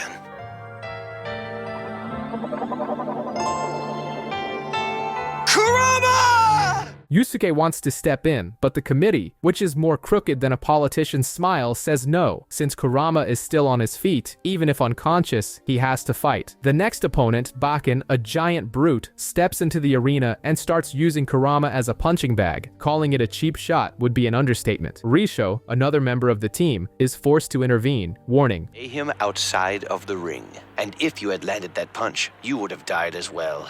The reason? Yusuke is standing right there, finger charged and ready to fire a spirit gun. Tournament rules be damned. Bakken gets the message and tosses Kurama's limp body out of the ring to secure the win, but the atmosphere has turned deadly. Now, it's the spirit detective's turn to take the stage. Bakken unleashes a ninja technique, blanketing the entire arena in a thick white mist, giving the fight an old-school arcade vibe. He uses the smoke screen to hide, even landing a few sneak attacks, but Yusuke doesn't even flinch. He laughs in the face of danger, telling the villain that his punches are weak, that he's not even in the same league as a fighter like Jin. To settle the score, Yusuke blasts his energy into the ground, creating a shockwave that clears the mist through sheer brute force. Stripped of his smoke screen, Bakken tries one last desperate attack, but takes a gut punch so powerful it must have turned his ribs into powder. The coward begs for mercy, only to attempt a backstabbing move with a rock. Big mistake. Yusuke decides to pay him back for every one of Kurama's injuries, with interest, sending the guy flying straight into the stadium wall. Yusuke wins, but there's no celebration. He rushes to check on his friend. Kurama assures him he'll be fine, but says his body needs time to expel the seed of the death tree. Meanwhile, in the medical tent, Ruka's force field strangely begins to heal Hiei's arm. The fifth match begins. Yusuke versus Jin the Windmaster. And what a change of pace. Jin is actually a decent guy. He admits he enjoyed watching his jerk of a teammate get trashed, and the mood even lightens up. The guy reveals he can fly and immediately connects the first blow. Yusuke gets up laughing, ready for the fun to begin. Then Jin unleashes his special move, the Tornado Fist, which is literally a tornado on his wrist. The punch misses Yusuke, but the force of the wind slams our hero against the arena walls. Looks like Yusuke's got a date with the cement! Nicely. Yusuke decides the best strategy is to go hand to hand. He charges in, but Jin blocks everything except for one punch that sends him flying. Smartly, Jin takes to the skies to recover before Yusuke can attack again. From up there, he sees Yusuke preparing his spirit gun, but Jin creates a wind barrier and deflects the shot like it was nothing. In the stands, Botan figures out the problem. Yusuke can't get close enough to fight, and he can't land a shot from a distance either. Koenma is worried because the guy uses the wind for both offense and defense. Jin descends with another tornado fist, but Yusuke doesn't even flinch. When the guy is at point-blank range, Yusuke has a stroke of genius, or madness. He fires the spirit gun inside the tornado. The explosion is huge and throws Yusuke back. Hiei, always the buzzkill, explains that Jin survived because he was smart and pointed the tornado upwards, saving both their skins. The two get back in the ring. Yusuke says now he's going to fight for real. Jin replies that he is too, and prepares two tornado fists. But Yusuke enters a strange pose, which the masked fighter and Koenma instantly recognize. It's Genkai's Spirit Wave, a move that could simply kill Yusuke if he messes it up. The brawl continues with Jin in the air, ready to unleash his double tornado fist. But Yusuke is in Zen mode, with spirit energy leaking from his entire body, and everyone is shocked. Jin attacks with the first tornado, and Yusuke simply catches the thing with his hand. Jin's jaw hits the floor. He tries again with the other arm, and Yusuke defends it with his foot. What a punk. To top it off, he unleashes the Spirit Wave, hitting Jin square in the stomach and sending him sky high.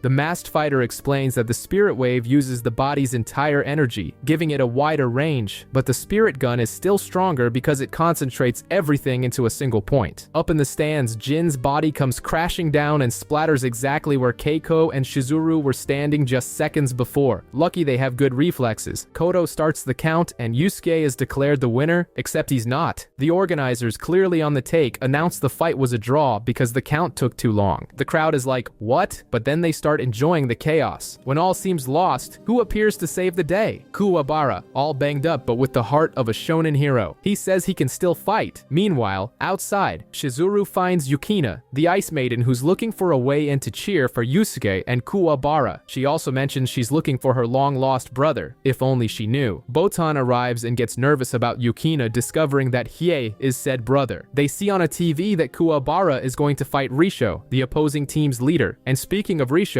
the guy is such a villain that he beats up his own teammate just because the dude suggested they shouldn't cheat to win. The mood just got heavy. The fight begins and it's a massacre. Risho is using Kuwabara as a punching bag, and the poor guy is so messed up he can't even summon his spirit sword. Outside, Shizuru's crew is trying to get in. After roughing up some guards, they come face to face with Toguro. Surprisingly, the guy lets them pass. He wants Team Urameshi to win so he can have his promised rematch against Yusuke. Back in the ring, Risho shows off his power as a master of earth and covers his body in clay armor, turning into a human meteor that mercilessly crashes down on Kuwabara. Meanwhile, in the VIP lounge, Toguro flicks the corrupt organizer on the forehead and the guy's head explodes. Problem solved efficiently. Kuwabara, with no options left, decides to sacrifice himself and use all of his life energy. He's already saying his goodbyes when he hears Yukina scream his name from the audience. It's the power of love, my friends. His energy explodes like Popeye after a can of spinach. He catches Risho mid-air, throws him away, summons a spirit sword stronger than ever, and shatters the guy's armor, winning the match. Out of the ring, so I'll start the count!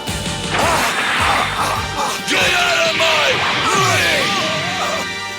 Team Urameshi is in the semi-finals. After the adrenaline rush, Yusuke and Keiko try to have a cute moment, but Yusuke, being Yusuke, decides to compliment her and gives it a few pokes. Keiko responds with a slap to the face and storms off, pissed, saying, "You know, Yusuke, I was really impressed with that move of yours. Bang." Classic. Curious as ever, Botan was spying from behind a bush, but she made a loud noise and gave away her hiding spot. She warns them that Yusuke's spirit egg is about to hatch and that Koenma should be arriving any moment. Sure enough, Koenma appears in his teenage form and hands the egg to Yusuke. A bolt of lightning strikes from the sky and the egg hatches. They search for the creature and find it on Yusuke's head. Its name is Pooh, a blue creature that looks like a penguin with Yusuke's hairstyle. After a few jokes and a knock on the head, Yusuke and Botan head back to the hotel, where Kuwabara, Shizuru, Yukina, and Keiko make fun of his new pet. The next day, Kurama and Hiei watch Team Urautogi's match. A blonde guy named Kuro Momotaro, a giant demon with an axe for a hand named Makintaro, and an old man named Onji simply destroy the opposing team in under 2 minutes. Meanwhile, an oblivious Kuwabara asks Hiei to help Yukina find her long-lost brother. Hiei remains silent, his eyes wide, while Yusuke and Kurama laugh at the situation. Suddenly, the mood shifts. Yusuke notices the masked fighter staring at him. On the other side of the stadium, Team Toguro appears, and the crowd goes wild. We see the 4 members for the first time. Bui with his samurai armor, Karasu, the guy in the black trench coat, and the fearsome Toguro brothers. Kuwabara is frozen by their overwhelming energy.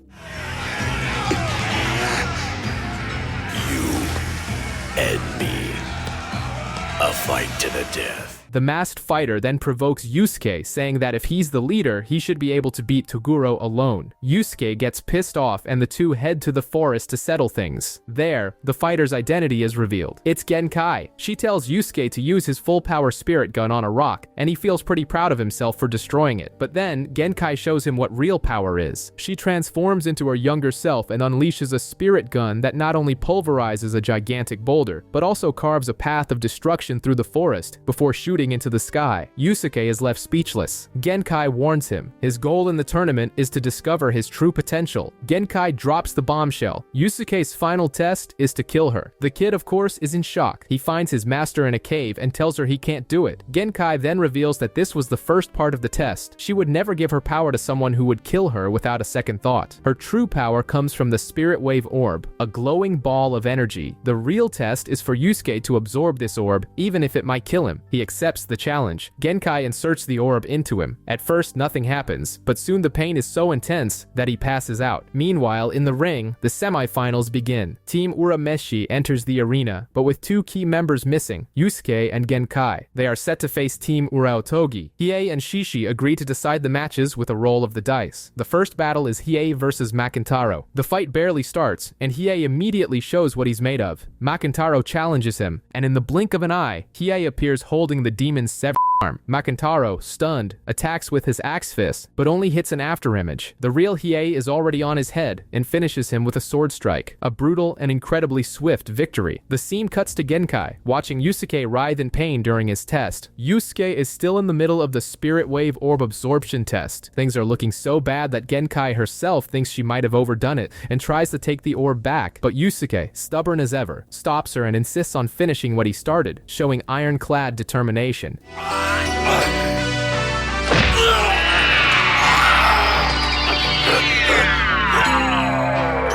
Back in the ring, Shishi rolls the dice. It lands on Kuro Momotaro versus a free slot for Team Urameshi. Without a second thought, Hiei volunteers to fight again. The two step into the arena. Kuro does something bizarre. He licks Hiei's katana and cuts himself with it. The fight begins. Kuro pulls a steaming sphere from his belt, crushes it, and inhales the smoke. Suddenly, fur begins to grow all over his body. It's the first beast armor, the armor of the ape. Hiei tries to attack with his sword, but it shatters into 3 pieces. Kuro takes advantage and gives Hiei a beating, throwing him against the wall. He explains his ability. Once his body is hit by an attack, it memorizes the pain, and he uses the spheres to become immune to that type of blow. Basically, a video game cheat code. Kuro, full of swagger, tells Hiei to use his darkness attack. Hiei reveals his Jagan Eye, but Kurama, who's watching, explains that Hiei doesn't have enough spirit energy to use the powerful dragon of the darkness flame. Instead, Hiei concentrates the energy into his fist and hits Kuro with the fist of the mortal flame. But Kuro simply gets back up, grabs another steaming sphere, and transforms again. Now, he becomes the armor of the phoenix, looking like a giant sinister bird. Hiei's situation just got a lot more complicated. Hiei's fight against Kuro Momotaro continues, and Kuro has just activated his second armor, the phoenix. To show off, he immediately jumps to his third and most powerful form, the armor of the wolf. Hiei draws his broken sword, and Kuro starts laughing. He mocks him, saying if the whole sword didn't work on the first armor, how is a shard going to work on the third? That's when Hiei reveals his trump card. He takes all the power he was saving for his Dragon of the Darkness Flame and channels it into the sword, creating the Sword of the Darkness Flame. Basically an evil lightsaber. Kuro leaps in to bite him, but Hiei cuts him down in midair. Game over. It wasn't as strong, but Hiei's weapon became powerful enough to pierce the beast armor.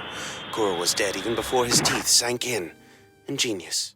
The next fight is Yura Urashima versus Kurama. Yura is a kid who fights with a fishing rod. He starts spinning the rod, and Kurama does the same with his rose whip. A battle of whips begins, until Yura stops and starts telling a sob story about his sick grandmother. He claims he only entered the tournament because the team leader, Shishi, promised him money telepathically. He asks Kurama to kill him, as if it's his only way out. Kurama, being a good guy, suggests faking his death with a whip strike. Yura agrees, but at the last second, he vanishes. It was all a trick. Kurama takes a lash from the whip and hears the kid's cruel laughter. To make matters worse, Yura pulls out a weapon called the Idon box. The smoke from the box causes anyone but the user to de-age until they become a helpless baby. Kurama tries to hold his breath but fails. He starts regressing, but the box goes too far. Before he was human, Kurama was a demon fox named Yoko, and that's the form he reverts to. The tables have turned. For your fantasies of denial, little vermin, be assured, I am alive.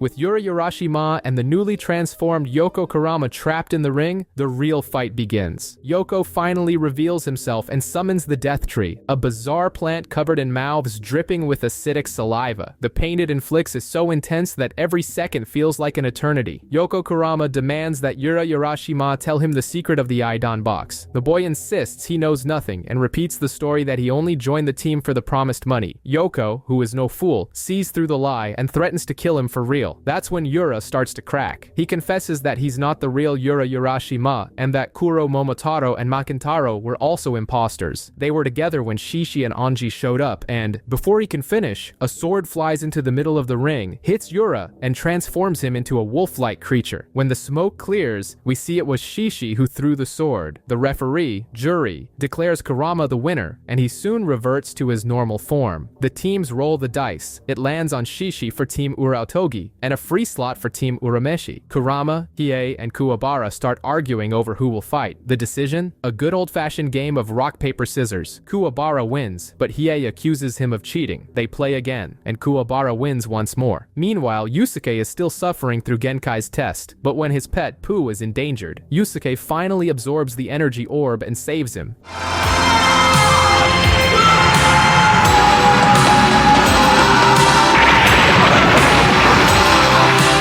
Getting a major power-up in the process. Kuwabara's battle against Shishi begins. It's a sword duel, one of spirit energy versus one of steel. Clearly, Shishi is far more skilled. The fight continues until Shishi uses one of his special items, the Cape of No Return. He throws the cape at Kuwabara, who is swallowed by it and vanishes. He's been sent to a dimensional portal that dropped him back in the old arena from before the semifinals. There, he finds Botan, Keiko, Yukina, and even his sister, all lost. Kuwabara becomes the group's tour guide and leads them back to the correct ring. Meanwhile, since the fight was interrupted, they roll the dice again. It lands on a free slot for Team Urautogi and on the masked fighter for Team Urameshi. Hiei was about to take her place, but the masked fighter magically appears behind him and stops him. Curious about her identity, Shishi strikes and cuts off her mask. He tries to get Team Urameshi disqualified, accusing them of using the mask to switch fighters, but then Toguro, the big bad himself, intervenes and says the committee has no problem with it. A new chapter of the semifinals is about to begin, and the tension is mounting. The beatdown between Genkai and Shishi is in full swing. In the stands, Karasu and Toguro are chatting like UFC commentators, discussing whether Genkai can still handle the heat after passing most of her power to Yusuke. Shishi unleashes a sound-based attack called the Reaper's Scream, which drives the demon audience wild with the noise, but it barely phases Genkai. Next, he uses the Chorus of 1,000 Skulls, summoning a horde of giant, ghostly skulls. The skulls start devouring the crowd in the stands, but have no effect on Genkai or other powerhouses like Kurama, Hiei, and younger Toguro, who shatter the skulls with a single blow. In the midst of this chaos, Kuwabara finally arrives at the stadium carrying a sound-asleep Yusuke. He's with Botan and the other girls, and they all notice that the demons are fleeing in terror from Shishi's attacks. Back to the fight, Shishi traps Genkai in his cage of hell. That's when the tables turn. Genkai de-ages, returning to her form from her early 20s and attacks with the Spirit Reflection Blast, smashing her enemy's face in. Shishi gets up and tries to use the skull attack again, but Genkai simply absorbs the attack's energy and uses it to knock him out. Spirit Reflection Blast!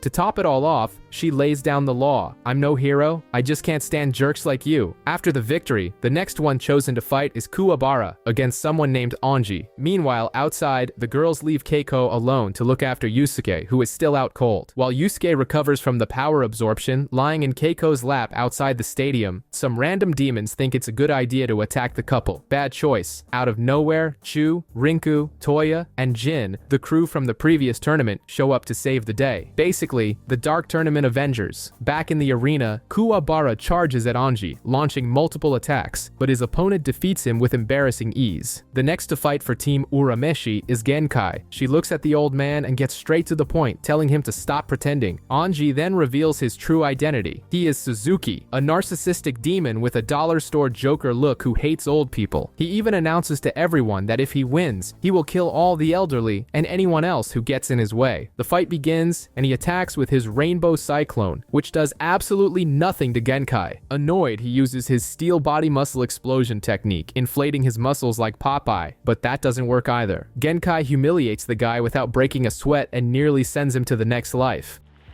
Oh! Ow! Oh!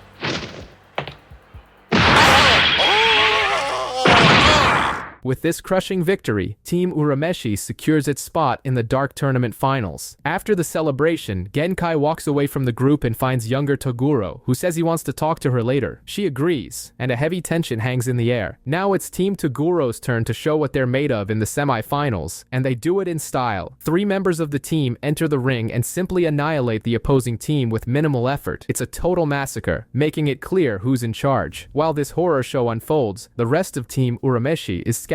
Kuwabara has become Yusuke's personal bodyguard in the hotel room. Kurama is in the audience, acting as a scout and studying their future enemies. And Hiei has gone to the beach not to get a tan, but to hone his techniques. Far from the arena, Genkai goes to her meeting with younger Toguro in the forest. Their conversation is tense, and she mentions a conflict that happened between them 50 years ago. It's obvious there's a long and heavy history there. Suddenly, back at the hotel, Yusuke finally wakes up, and he doesn't wake up peacefully. He senses Toguro's immense spirit energy, like a Dragon Ball Kai sensor, and bolts towards the forest without a second thought. The kid barely woke up from a coma, and is already heading straight into the eye of the storm, chasing the greatest source of power he has ever felt. Here we learn that Genkai and younger Toguro were once a couple 50 years ago, but Toguro was ambitious, trading everything for eternal youth and ultimate strength. Cut to the present, and Toguro confronts a now severely weakened Genkai. It's a sad fight to watch. Despite using what little energy she has left, she's no match for her ex's overwhelming power. He defeats her and leaves her on the brink of death just as Yusuke arrives. The scene is heartbreaking. Genkai can barely speak, but she uses her last words to say goodbye to her student before dying in his arms. Toguro, without a shred of remorse, simply hurls a rage-filled Yusuke deep into the forest. As he flies through the air, Yusuke begins to have flashbacks of his training with Genkai. All the scoldings, the lessons, the master-student relationship they built.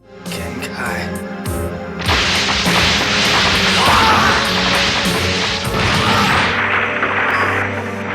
The reality of his loss hits him in the most painful way possible, and all that's left for our hero is to mourn the loss of his mentor. Right before the Dark Tournament Finals, the tension is thick. Yusuke has inherited all of Genkai's spirit energy following her death, and now he and the gang are training like there's no tomorrow. To give them a little boost, Suzuki, that guy from Team Uraotogi, shows up with a gift: 2 super powerful, but highly unstable weapons for Kurama and Kuwabara. His logic is simple: the enemy of my enemy is my friend, and he desperately wants to see Team Toguro go down. Meanwhile, behind the scenes, Sakyo, the wealthy tycoon backing the tournament, reveals his sinister plan to the organizers. He doesn't just want the prize money, he wants to use it to build a massive tunnel connecting the human and demon worlds. Basically, open a gateway to hell on Earth. He confesses that his fortune came from betting on Toguro, but Yusuke, as a wild card, could ruin everything. The committee members are shocked to discover that Sakyo was also responsible for the deaths of Butajiri and Teruka Ne. Furious, they unleash their demons to take out the traitor. But then, Toguro enters the room like the Terminator, and in the blink of an eye, he annihilates both the organizers and their demons. Business is business. Alone during the night, Kuwabara decides to test his new toy, the trial sword. He channels his energy, and the sword transforms into a giant, souped-up version of itself. Excited, he runs to show off to Yusuke, who's training by the sea. But Yusuke simply unleashes a spirit gun so massive it leaves Kuwabara in shock. What the heck is going on?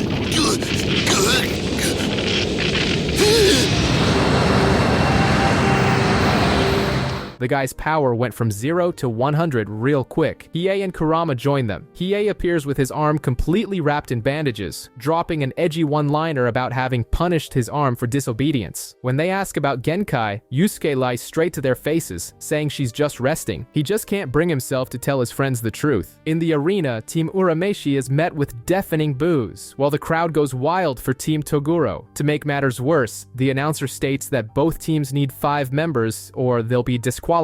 A man on Toguro's side, named Sakyo, bets his own life that Yusuke's team will lose before their 5th fighter is even needed. When all seems lost, Koenma suddenly appears out of nowhere, sporting a new look, and declares himself the team's 5th fighter. Meanwhile, Keiko and the girls manage to get into the arena after tricking a ticket scalper. With the teams complete, the first match of the finals is announced: Kurama versus the masked Karasu. The finals finally begin, and jury announces the first match: Kurama versus Karasu. Karasu. A worried Kuwabara asks if Kurama took the potion Suzuki gave him, and Kurama confirms it's already in his system. In the stands, the mood is grim. Botan is completely down about Genkai's death, and Shizuru tries to cheer her up, saying that if Yusuke's team can't handle it, she'll go down there and beat up everyone on Team Toguro herself. The gong sounds and the fight begins. Karasu starts off cocky, saying Kurama doesn't stand a chance. Kurama remembers his opponent's bizarre power. Anything he touches explodes. The initial strategy is clear. Stall for time to transform into Yoko Kurama. He uses a diversionary technique, a smokescreen made of petals, but Karasu simply walks into the attack and blows it all up. Then comes the plot twist. Karasu reveals he no longer needs to touch things to make them explode. To prove it, he launches an invisible energy that blows a hole through Kurama's arm and leg. After toying with him a bit, he throws a bomb that causes a massive explosion. When the smoke clears, the surprise, not only did Kurama survive, but he has finally transformed into the legendary Yoko Kurama. Deleterious bomb.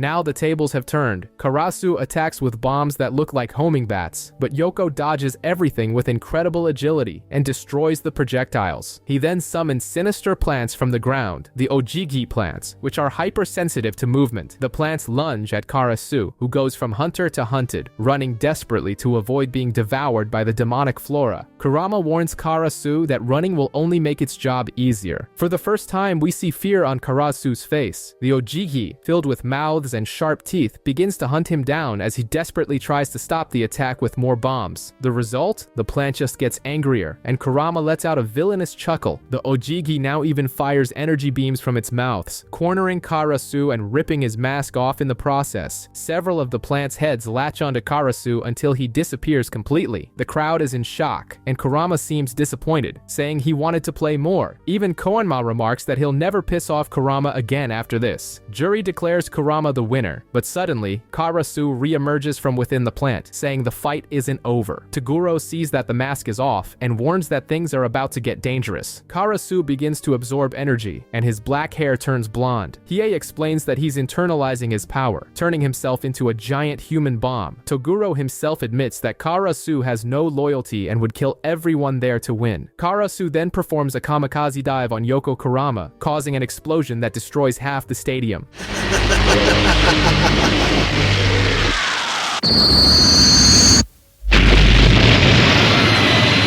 When the smoke clears, Kurama is back in his human form, weak and injured. Karasu, thinking he's on top of the world, starts to taunt him. Kurama tries to summon his rose whip, but finds he's out of energy. He attempts to punch Karasu, but can't land a hit. Hiei, however, senses that Kurama has a plan. Kurama finally lands a blow and plants a seed near Karasu's heart, but the trick is discovered. Karasu attaches a bomb to Kurama's leg and detonates it, leaving him on the brink of death as he bombards him relentlessly, but spares his face because he doesn't want to mutilate him. Karasu declares victory, but Kurama, soaked in blood, uses his last drop of life force to summon a blood-sucking plant from the demon world. The plant strikes Karasu's chest, exactly where the seed was planted. The confused demon dies and turns into a rose. Kurama seems to have sacrificed himself, but discovers he still has some energy left. He realizes that every time he transforms into Yoko, he stores a bit of power. Karasu became fertilizer, and Kurama survived to fight another day. It looks like Kurama won, but the tournament committee, in a controversial decision like a VAR call in a championship final, rules that Kurama was down for more than 10 seconds before killing Karasu. Therefore, Karasu is officially the winner. Rules are rules, right? Yusuke helps a battered Kurama off the ring. Hiei, who was eyeing Toguro, decides to change his plans. He knows Yusuke wants revenge for Genkai's death, so he leaves the main course for his friend and volunteers to fight Bui, a surprisingly noble move from a guy who usually couldn't care less about anyone. The fight begins. Bui, who looks like a walking armory with a giant axe, leaps to crush Hiei, but the short demon is too fast and dodges. The axe gets stuck in the ground, and Bui starts ripping out chunks of the arena and throwing them at Hiei, who continues to dodge while taunting his opponent. Eventually, Hiei gets tired of the game and uses his Fist of the Mortal Flame to blow up the blocks. Bui attacks again with the axe and seems to have Hiei cornered, but our fire demon simply punches the blade, sending the axe flying into the stands. Bui creates another axe out of thin air and hurls it, but Hiei catches it mid-air and turns it to ash. It's then that Bui, for the first time in the tournament, speaks. He removes his heavy armor, revealing his true power, and begins to float in the air. It's time for the real fight to begin. Hiei attacks but is repelled by Bui's battle aura. The big guy then fires a guided energy blast, programmed to follow Hiei until it hits,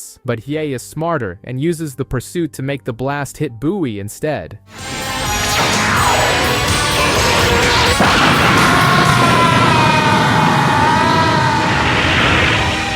Incredibly, Bui doesn't even feel it, explaining that his attacks are perfectly calibrated to defeat his opponent. Seeing that things have gotten serious, Hiei decides it's time to go all out and prepares to use the Dragon of the Darkness Flame again. After removing his armor, Bui unleashes a massive surge of battle energy, powerful enough to intimidate anyone. On the other side, Hiei is unfazed. He removes the bandages from his arm, revealing a wicked dragon tattoo, and prepares to unleash his ultimate technique, the Dragon of the Darkness Flame. As he channels the dark energy, the entire stadium feels a chill run down its spine. Hiei then releases a gigantic black dragon that simply explodes from his arm. The beast obliterates a huge chunk of the stadium, flies out to the ocean causing absurd damage, and then comes roaring back. But Bui is no pushover. He manages to stop the dragon's advance with his own energy, and in an effort worthy of a season finale, sends the attack right back at Hiei. Basically, a return to sender. The dragon swallows its own master in a massive explosion. Looks like the end for Hiei, right? Wrong. When the smoke clears, he emerges without a single scratch. He explains that by consuming the dragon, he has finally mastered the technique and can now use its power for himself. The guy basically ate his own power to get stronger. Bui, desperate, goes for one last attack, but it's a different story now. Hiei is moving at incredible speed, dodging everything like Neo in the Matrix. He responds with a flurry of punches so fast you can't even see them, leaving Bui completely lost. One final powerful punch sends the big guy flying out of the ring and into the stands. Knocked out cold, jury counts him out and declares Hiei the winner, tying the tournament score. But all this power comes at a price. Exhausted, Hiei tells the gang he needs to hibernate to recharge his energy and promptly collapses on the ground. With the score tied 1-1, the Dark Tournament Stadium is in shambles. While Hiei takes a recovery nap after absorbing the Darkness Dragon, Kuwabara comes face to face with a sinister presence, the Elder Toguro brother. The demon puts on a bizarre display of his shape-shifting abilities like an evil T-1000. An intermission is called to repair the destroyed ring, but the wait is short. Toguro arrives carrying the entire old ring on his back, just to show everyone who's boss. The third match begins, Kuwabara versus Elder Toguro. Using his trial sword, Kuwabara seems to slice his opponent in half with the first attack, but it was all a ruse. The real Toguro emerges from the ground, explaining that he can move his vital organs to any part of his body, making him virtually immortal. He then impales a defenseless Kuwabara with his own fingers, which extend like sharp spears. While torturing the poor guy, Elder Toguro drops the bomb. Master Genkai is dead, and younger Toguro killed her 2 days ago. He even mocks him, saying Kuwabara's friends hid the truth because they thought he was too weak to handle it. Overcome by grief and rage, Kuwabara's spirit energy simply explodes. He unleashes a new attack, the Spirit Sword Shards, which slices straight through Toguro's body. Jury declares Kuwabara the winner, giving Team Urameshi a 2-1 lead. But as the 10 count begins, Toguro's scattered pieces start to move and rejoin, proving the nightmare isn't over yet. Using the special sword he got from Suzuki, Kuwabara manages to crush the Elder Toguro, securing the win. Meanwhile, Sakyo, the high-stakes gambler, decides that a fight against Koenma would be boring. So, he makes the most insane bet of all. He wagers his own life on younger Toguro's victory, and Koenma, without hesitation, accepts. Sakyo even takes the opportunity to tell Toguro how his gambling addiction started, showing just how seriously he takes this. But, like in any good horror movie, the villain doesn't die easily. The Elder Toguro survives and starts bragging about the bets made. Younger Toguro, however, is not in a playful mood. He refuses his brother's help in the battle against Yusuke, and to make it crystal clear who's in charge, simply kicks him off the island. It's the kind of "I don't need you" move only a final boss would pull. The message has been sent. The next fight is personal and without interference. With their very lives on the line, Yusuke Urameshi Urameshi and younger Toguro step into the ring to settle things one-on-one. Toguro kicks things off by taking off his jacket and releasing 30% of his power. His muscles grow to a grotesque size, like an action figure pumped full of steroids, and his demon energy is so overwhelming it starts melting the flesh of weaker demons in the audience. Literally, Koenma and Pooh have to create protective barriers to stop the crowd from turning into puddles of goo. Yusuke, strangely calm, charges in with a flurry of light-speed punches, but Toguro blocks them all as if they were nothing. After trading barbs about loss, where Toguro tries to mess with his head, Yusuke lays it on the line. He will protect the ones he loves. Then, Yusuke decides it's time to get serious. He focuses all the power he inherited from Genkai into a single massive spirit gun. The attack hits Toguro head-on, causing an explosion like a nuclear bomb. A hole is blown through the stadium wall, and a crater forms in the forest outside. The arena is left in ruins, and the crowd falls completely silent. Just when everyone thinks Yusuke has turned the tables, Toguro simply walks out of the fire without a scratch. To make matters worse, he even says, Is that all you got for me?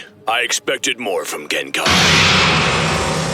Yusuke is left in shock, staring at the man who just tanked his best shot like it was a flick, ready to continue the fight. In response, our hero removes his wristbands, which are actually golden bracelets. Toguro recognizes them immediately. They are spirit cuffs, a training item from Genkai that forces the user to maintain their spirit energy at maximum at all times. Yusuke shouts the safe word, "Remove," and the cuffs explode. A massive wave of spirit energy in the shape of a phoenix erupts from him. With his power unleashed, Yusuke charges in with a barrage of punches and knocks Toguro down. The villain gets up, but his muscles have deflated. Kurama realizes there's a ferocious wolf hiding beneath that facade. Suddenly, the ground shakes, and Toguro powers up again, his body contorting and growing until he becomes a giant, gray-skinned monster. Koenma explains that Toguro gave up his own humanity for this power. The new Toguro attacks with a simple flick of his finger, which fires an air bullet so powerful that Yusuke can barely dodge it. He then unleashes a barrage, forcing Yusuke to run. Yusuke tries a spirit gun, but Toguro puffs out his chest and tanks the blast, shrugging it off like it was nothing. He grabs Yusuke, tells him that without fear he'll never get stronger, and throws him into the stands. Beaten and broken, Yusuke hears Toguro's declaration. His friends are his weakness, and now they will watch him die. The fight gets serious, and Toguro sends Yusuke flying into the third tier of the stadium with a single punch, but he's not satisfied. Toguro starts complaining that Yusuke isn't giving it his 100%, acting like a personal trainer disappointed in his student. To force Yusuke to fight for real, he resorts to terror. He activates his soul-sucking powers and begins killing everyone in the audience. The weaker demons try to flee, but Sakyo, the master of ceremonies of chaos, locks everyone inside. He informs them that their lives are worth less than the tickets they bought, and that only the winners will leave alive. Desperate, the demons decide that if they're going to die, they'll at least try to take Toguro with them, and they charge. But for the villain, it's like crushing insects. He defeats them with ease and uses the opportunity to compare his temperament to Yusuke's. This comparison is the final trigger. Yusuke becomes enraged, his spirit energy explodes, and he lands a powerful punch on Toguro's head. The crowd is stunned by his power, and the demons, who just wanted to escape, switch sides and start cheering for Yusuke. Yusuke advances with a flurry of punches, but the tide turns again, and Toguro begins to beat him brutally. Meanwhile, Keiko enters a trance-like state, reliving past moments with Yusuke. After Kuwabara is knocked out by Toguro, the demon starts taunting Yusuke, asking if another friend needs to die for him to finally awaken his power. Kuwabara's last words are for Yusuke to make his death count. Consumed by rage, Yusuke's spirit energy simply explodes, shaking the entire stadium. He floats, surrounded by a massive blue aura, and everyone, from his friends to the spectators, feels the incredible shift in power. Kurama, ever the team strategist, explains that the shock of Kuwabara's death unlocked a new level of power in Yusuke. However, the guilt is making his energy defensive, unconsciously protecting everyone in the stadium. Toguro, thrilled to finally face a true challenge after 50 years, goes all out to his maximum power. He lectures Yusuke about how relying on others is a weakness, insisting he abandon his friends and embrace only his own strength. But Yusuke rejects this lone wolf philosophy. He remembers Genkai's final lesson, that Toguro fled from his own humanity and the fight against time. Yusuke declares that he values his bonds more than anything and will not give them up.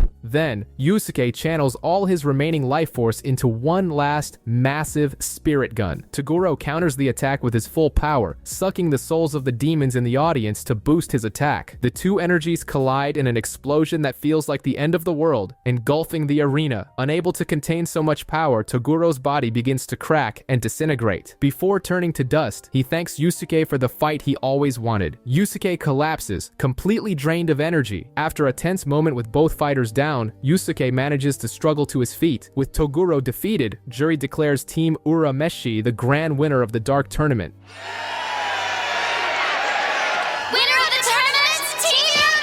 The biggest plot twist of the tournament happens. Kuwabara is alive. Apparently, the attacks missed his vital points. It was just a scare to leave everyone with their hearts in their throats. Meanwhile, Sakyo, who promised to accept defeat, decides to honor his word in the most dramatic way possible by committing suicide and blowing up the entire stadium along with him. A pretty radical way to admit defeat. All his ambition and his plan to open a portal go up in smoke, literally. With the arena collapsing, the participants and the rest of the audience run for their lives, escaping by the skin of their teeth. In the middle of the chaos, Keiko enters a catatonic state, completely paralyzed and unresponsive even to Botan. Seeing the situation, Yusuke, with his usual delicacy, slaps her across the face to bring her back to reality. The shock works, and at the last second, all the protagonists manage to escape the explosion, getting out of that nightmare alive. With the tournament over, the heroes prepare to catch the boat and finally head home. The dust has settled, but the consequences are still unfolding. Back in the spirit world, younger Toguro isn't interested in a happy ending. He demands to be sent to the most brutal level of the underworld as a way to atone for everything he's done. He is seeking the worst possible punishment to pay for his sins. Then, we discover the root of all his torment. 50 years ago, a demon named Chiron invaded Toguro's dojo and killed all of his students, leaving him with a psychological trauma that haunts him to this day. Genkai appears to confront him in this moment of self-loathing. She accuses him of blaming himself for his own evil deeds as an escape rather than facing what really happened. And speaking of Genkai, she is resurrected in the living world. It turns out the grand prize for winning the Dark Tournament wasn't money or fame, but bringing the old master back to life. A much better reward than any trophy. A month has passed since the Dark Tournament, and life seems to have returned to normal. Yusuke and Kuwabara are now in their third year of junior high, dealing with school drama instead of demons. But the peace is short-lived. In the spirit world, Koenma receives a report about strange activities in the human world, and he's not the only one keeping an eye on it. Kurama and Hiei have also noticed that some demon world insects are trying to set up shop in the city again, and both find it highly suspicious. While life goes on as usual at Mayo Academy and Sarayashiki Junior High, Yusuke, being Yusuke, manages to get into trouble at the end of the day. He runs into three guys from another school, Kido, Kaito, and Yanagisawa. They head to a vacant lot to settle things with their fists, but the fight barely starts. Kido uses a bizarre psychic ability and paralyzes Yusuke just by stepping on his shadow. Yes, you heard that right. A childhood game has become a serious combat technique. With our favorite street brawler immobilized, the mysterious trio takes the opportunity to kidnap him. Worried, Little Pooh rushes to inform Botan and Kuwabara. The two immediately go to the location and find a message left by the trio. Without a second thought, they decide their mission is now one thing only: rescue Yusuke. Kuwabara and Botan know they need backup, so they set out to recruit the gang. They gather Kurama and Hiei to help rescue Yusuke. Hiei, as usual, isn't interested in participating, but Botan has a way of convincing even the most stubborn demon to get in the van. Well, if you help bring back Yusuke alive, I'll have Koenma cut your sentence to time served. You'll be free.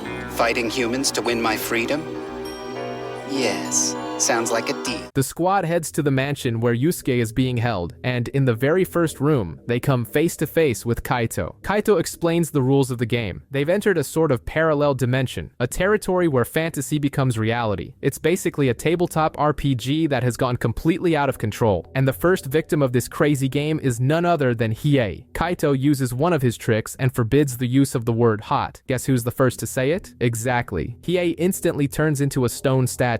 The iron irony of the Master of the Darkness flame being defeated by a word. Meanwhile, Kuwabara tries and fails to get the key to the next room from Yanagisawa. With the situation growing more tense, it's up to the team's brain to solve it. Kurama accepts the challenge and decides to play a game of taboo against Kaito. Things are looking bad for the rescue team. The rules are insane. Every minute, a letter of the alphabet becomes forbidden. And the wager? Their very souls. Kurama prepares for the duel by surrounding himself with his plants, creating a tense atmosphere. As for Kaito, well, he goes to the bathroom. He only returns when there are just 2 permitted letters left in the game. Kurama tries a direct approach and shouts to startle his opponent, but Kaito manages to hold back and doesn't make a sound. Since plan A failed, Kurama resorts to plan B, making funny faces. And believe it or not, it works. Kaito can't handle the silliness, starts laughing, and breaks the taboo. With that, he loses his own soul, and everyone who had been turned to stone returns to normal. Sometimes, a good funny face is more effective than any power. Yanagisawa regains consciousness and realizes Kaito has been taken out of commission. Kurama, ever the pragmatist, informs the group that he has already used the keys to unlock 2 of the doors. However, the 3rd door carries a Saw-esque warning. If opened without Yana's permission, Yusuke dies. Yana grants them passage, leading the group to a labyrinth of staircases. Botan, acting like a chaperone on a school field trip, hands out stickers that display each person's life bar. Hiei, staying true to his edgy and brooding nature, refuses to participate, but Kurama slaps the seal on him with lightning speed before he can even protest. The group ascends a flight of stairs that looks like a sequence from a psychedelic music video, finally locating Yusuke. But then comes the kicker. Yana's power allows him to perfectly mimic anyone, meaning one of the friends who just arrived is actually an imposter. Yusuke has 10 minutes to identify the fake through questioning. If he fails, the hostage dies. The problem is, the spirit detective isn't exactly a Rhodes Scholar. He asks for Kuwabara's blood type, only to realize he doesn't even know the answer himself. He then tries to ask for Botan's measurements, earning a very predictable shutdown. During the interrogation, things get awkward when Kuwabara discovers that everyone, except him, knew Hiei had a sister. With time running out, Yusuke decides that violence is the only solution. He has to punch the one he suspects is the fake. He lunges forward and sends Kuwabara flying with a heavy blow. Bullseye! The Kuwabara he hit reverts back into Yanagisawa. Yusuke's logic is airtight. Hiei and Kurama are far too sharp to be captured, and if they had taken Botan, it would have been too personal. That left Kuwabara, who, according to Yusuke, simply has the most punchable face in the crew. Just as they prepare to take down their captors, the true mastermind reveals herself. It's Master Genkai. The entire ordeal was a test. She explains that these new territory powers are surfacing because someone is opening a rift to the demon world, carrying out the late Sakyo's original plan. And the side effect? Ordinary humans are suddenly developing supernatural powers, as if they've been bitten by a mass of radioactive spiders. Koenma completes the terrifying picture, explaining that as soon as the tunnel is complete, the city will be invaded by violent apparitions and chaotic demons. Basically, it'll turn into a zombie apocalypse, but with monsters. But there's an important detail. A barrier will prevent the most overpowered demons, the S and A class, from getting through. Only B-class demons will be able to cross. They aren't the final bosses, but they're still a huge problem to deal with. With the disaster scenario set, the mission is handed to our heroes. They have exactly 3 weeks to find those responsible for opening this rift and shut down the party before the portal opens for good. The countdown has begun, and the race against time is on. Yusuke, Genkai, and the newcomers Kido and Yanagisawa decide they need more people on the team. The first stop is a local bar to recruit Murota, another human with psychic powers. His ability? Reading people's minds. To convince the guy, Yusuke uses his classic recruitment method, a boxing match. Obviously, Yusuke mops the floor with Murota without breaking a sweat. With the new member on the team, they get to work. Murota agrees to help and tries to use his power to find the person causing the portal to open, but it backfires spectacularly. The villain's mind is so chaotic and violent that Murota suffers a massive mental backlash, like trying to read the Joker's mind and ending up with a fried brain. A few seconds after identifying the culprit, Murota is attacked. He's hit by a pencil eraser, fired like a sniper bullet by a guy named Kaname Hagiri, the sniper. Before being taken to the hospital, Murota manages to drop the bombshell. It's not just one person behind this, but a group of 7. Things just got 7 times more complicated. Suddenly, the group senses another territory opening up.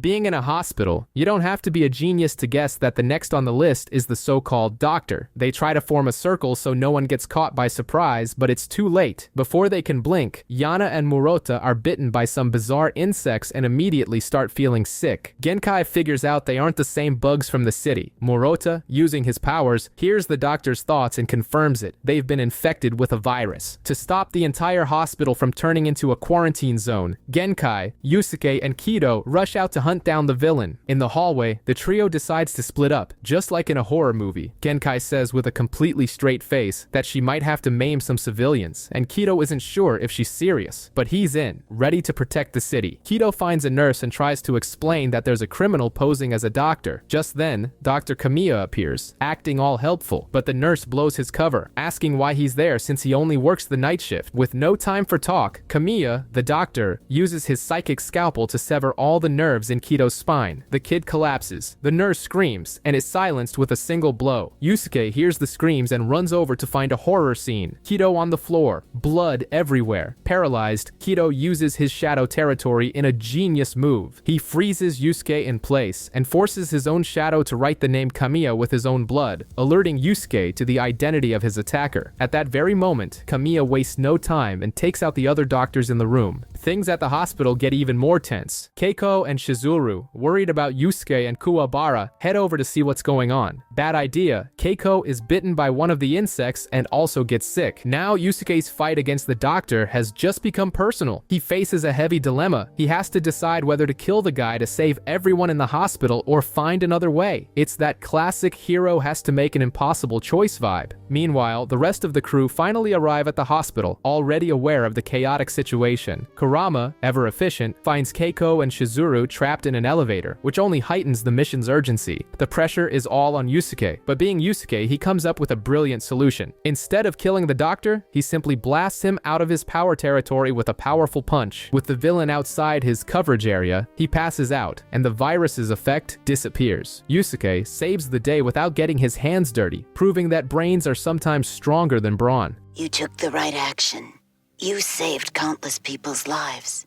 Koenma shows up with some bad news. The barrier protecting the human world will be gone in just 1 week. The countdown has begun. After the warning, Yusuke and Kuwabara part ways. Kuwabara, cool as a cucumber, decides he needs a break and goes to a concert with his friends. Priorities, right? Meanwhile, Kurama, ever suspicious, goes to confront Koenma. He's sure the boss of the spirit world knows more about this destructive plan than he's letting on. Kuwabara's break, obviously, doesn't last long. He and his friends are attacked by seamen. This guy has a bizarre power to control water and creates an aquatic creature that swallows Kuwabara's friends, trapping them inside. The worst part? For some reason, Kuwabara can't use his powers. The spirit sword just won't appear. Without his main weapon and with his friends in mortal danger, Kuwabara finds himself in a critical situation, completely vulnerable against an enemy he doesn't know how to fight. Things are looking grim for our favorite delinquent with a heart of gold. Kuwabara's powers, which had been on the fritz, finally awaken in the middle of the showdown with Seaman. Things get so serious that Seaman himself realizes Kuwabara isn't just some nobody. He's the key to breaking the barriers between dimensions. With his new spirit sword, which is more like a mystical lightsaber, Kuwabara not only beats the crap out of Seaman, but also frees all his trapped friends. After the victory, in a very let's talk this out move, Kuwabara takes everyone, including the newly defeated villain, back to his place. There, Seaman says he watched a creepy videotape called Black Chapter. Kurama explains that the tape is basically a compilation of the greatest atrocities humanity has ever committed, like a documentary from hell. The content is so disturbing that anyone who watches it could end up turning against their own species. And to top it all off, we find out who the mastermind behind all this is. Shinobu Sensui, the Black Angel. The guy is a former spirit detective whose sole objective now is to tear down the barrier separating our world from the demon world. We learn a bit more about the past of Sensui. It turns out that when he was still a spirit detective, his job was to guard a smaller tunnel to the demon world, where only low-class demons could pass through. And who was profiting from this? Sakyo, who sold these demons on the black market and got filthy rich. Sensui's life changed completely when he caught a group of humans in the act, performing sacrificial rituals and torturing demons. The scene was so brutal that his brain blue-screened. He snapped and killed all the humans right there, horrified by their cruelty. That's why he now wants to open the passage to the demon world. In his mind, it's a form of divine punishment for the sins of the human race. Back in the present, Sensui and his partner Sniper appear out of nowhere and attack Seaman to tie up loose ends. Before disappearing, they drop a bombshell. There are only 2 days left until the barrier falls. Now, the mission to prevent the apocalypse rests in the hands of Yusuke, Kuwabara, and Kurama. The showdown finally begins. Yusuke goes after the former spirit detective and his partner, Itsuki, but the fight is completely one-sided. Sensui blocks Yusuke's punches with absurd ease, as if he's predicting the future, and sends him flying with a single kick. Kurama holds back an impulsive Kuwabara and explains the situation. The villain is anticipating their every move. Genkai, the master analyst, identifies the technique as Reshuyu Ken, a martial art focused on next-level footwork. Meanwhile, far from the fight, Seaman drops a bomb on Botan and Chizuru. Sensui's plan is to use Kuwabara's psychic power to tear open the barrier between the human and demon worlds. But before he can finish, the enemy team's Sniper shows up and starts shooting at everyone. Back in the action, Sensui unveils a new technique, the Reiko Reshuyu Ken, and prepares a giant purple energy sphere. He threatens to throw it at Yusuke's friends, but instead, he kicks the sphere straight into the building where Seaman and Botan were, triggering a colossal explosion. The gang realizes it was just a diversion. Kuwabara and Yusuke, completely pissed, charge toward the building, but Sensui blocks their path. Yusuke and Kuwabara get beaten down again. Kurama tries to attack with his Rose Whip, but Sensui is so overpowered that he uses his power to shatter the surrounding windows and deflect the whip with the glass shards. Keiko, who was protected by a barrier, tells Kurama that the real target is Kuwabara. Yusuke gets back on his feet, ready for another round, but Kuwabara has already been kidnapped, tossed into the back of a pickup truck, and tied up like a sack of potatoes. Sensui's team makes a high-speed getaway, with the young gamer Amanuma behind the wheel, driving as if he were in a video game. They cause total chaos on the highway, and to make the scene even more bizarre, a furious Yusuke chases after them, on a bicycle. Yes, a bicycle. Meanwhile, Koenma and Genkai arrive at the destroyed apartment and find Botan and the psychic Seaman injured. Genkai, as always, handles it and heals them both. Seaman is left confused. Botan sacrificed herself to save him, something that completely contradicts Sensui's philosophy that humans are nothing but trash. Shaken, he spills the beans. Kuwabara is the key to everything, because his dimension sword is the only thing that can tear through the barrier between worlds. Back to the chase, Yusuke is struggling to keep up with the truck. That's when another of Sensui's henchmen appears, Kaname Hagiri, codenamed Sniper. His power is insane. He creates targets on Yusuke's body, and within his 500-meter territory, any object he throws will hit those targets no matter what. To prove it, he starts throwing rocks that curve through the air and hit Yusuke without fail. Things get serious when Sniper pulls out knives and screwdrivers, turning the chase into a rain of deadly homing projectiles. After a long pursuit, Sniper shoots the truck with a pistol, causing a massive explosion. Just as he's celebrating his victory, Hiei appears out of nowhere and defeats Sniper in the blink of an eye.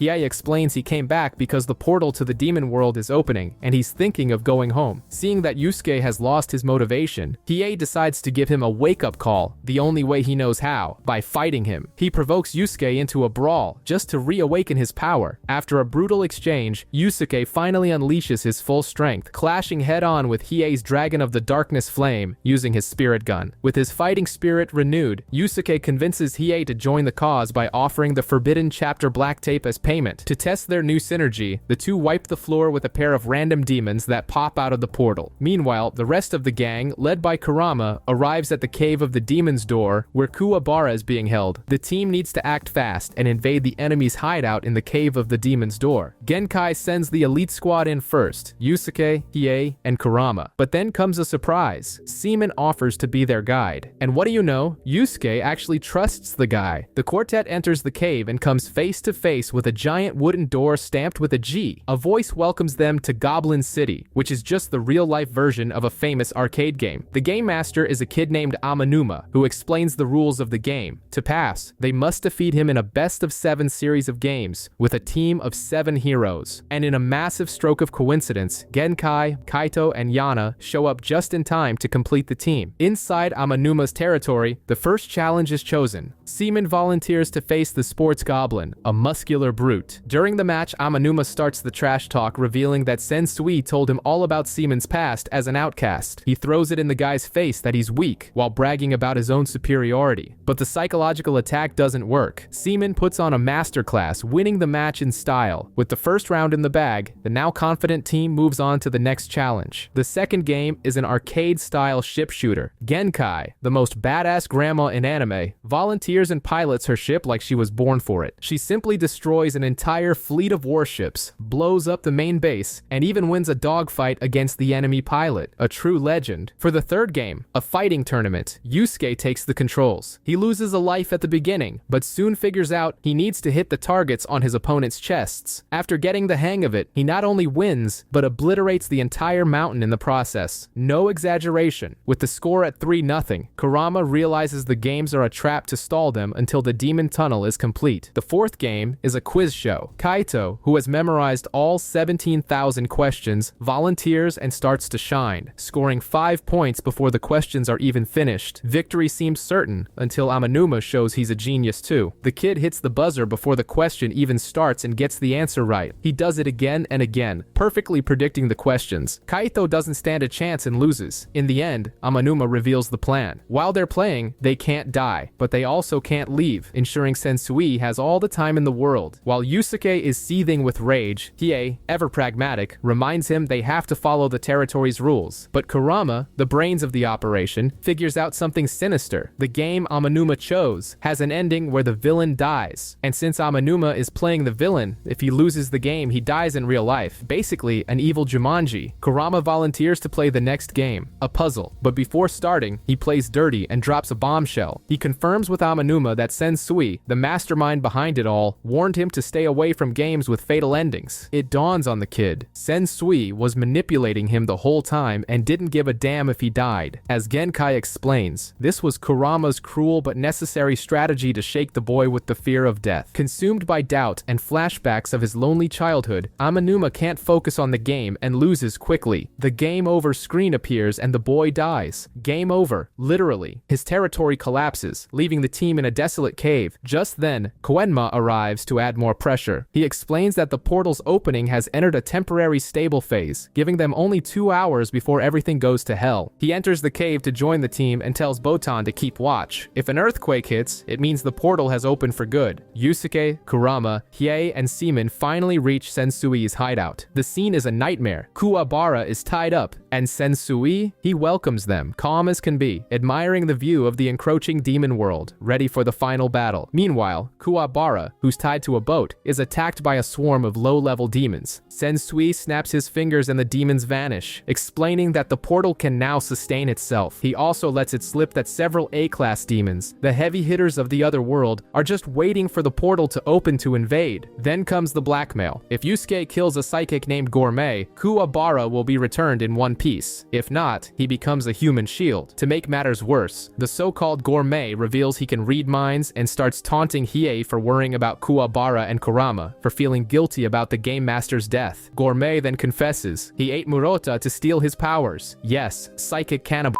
Tired of the nonsense, Kurama steps forward to fight. With a swift strike of his rose whip, he decapitates Gourmet. Problem solved? Not a chance. From the neck of the headless body, the head of the elder Toguro sprouts. He explains that Sensui rescued him and helped him take over Gourmet's body, granting him immortality and regeneration. But Kurama is Kurama. He creates a smokescreen, and Toguro, reading his thoughts, attacks what he thinks is a fatal blow. But it was an illusion. Kurama reveals that with his first attack, he planted the seed of the sinning tree in Toguro's body. The tree traps its victim in an eternal hallucination, feeding on their life force. Since Toguro is immortal, he's been condemned to eternal suffering, reliving his fight against Kurama forever. With the tunnel to the demon world almost complete, Yusuke and his crew finally face the remaining bosses, Sensui and Itsuki. Sensui keeps his promise and releases Kuwabara, who appears tied up nearby. But before the team can react, the floor turns into a giant mouth and swallows everyone. They end up in a dark void filled with human garbage, and Hiei identifies the place. We are in the bowels of something, Kurama. I'd say it's a dark soul, an old apparition.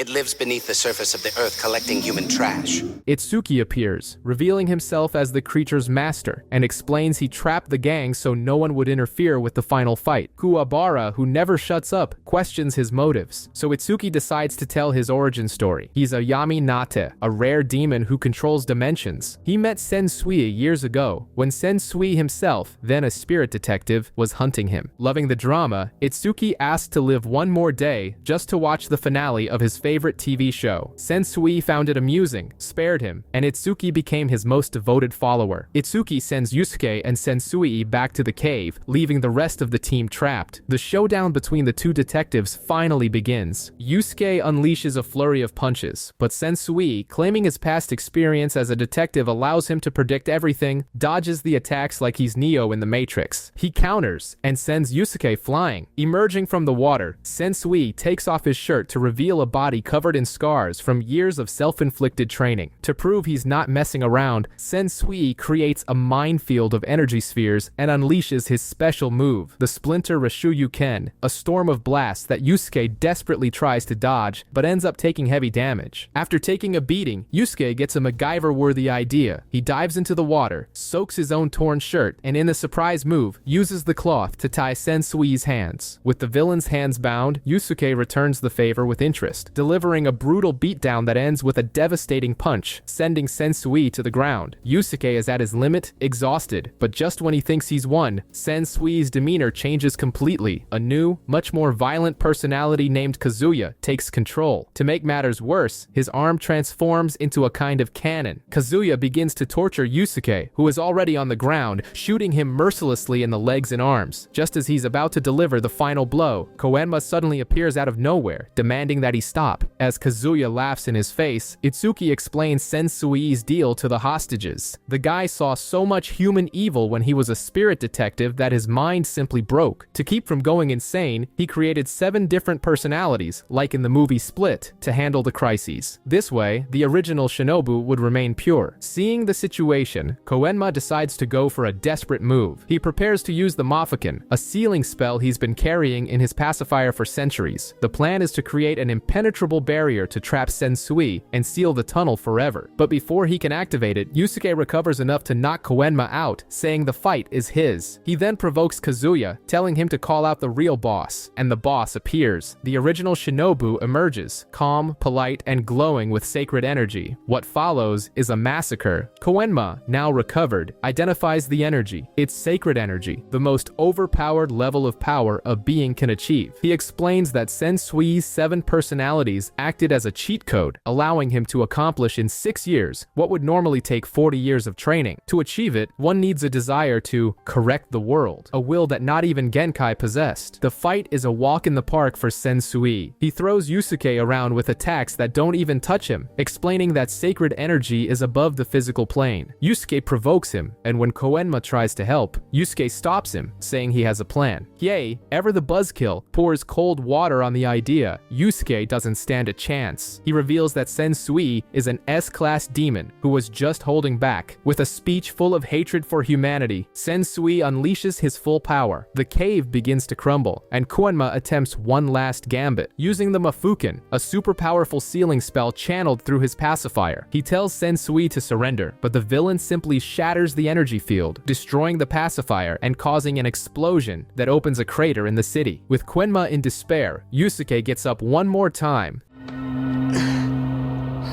You're not ready to die. You just stopped teething.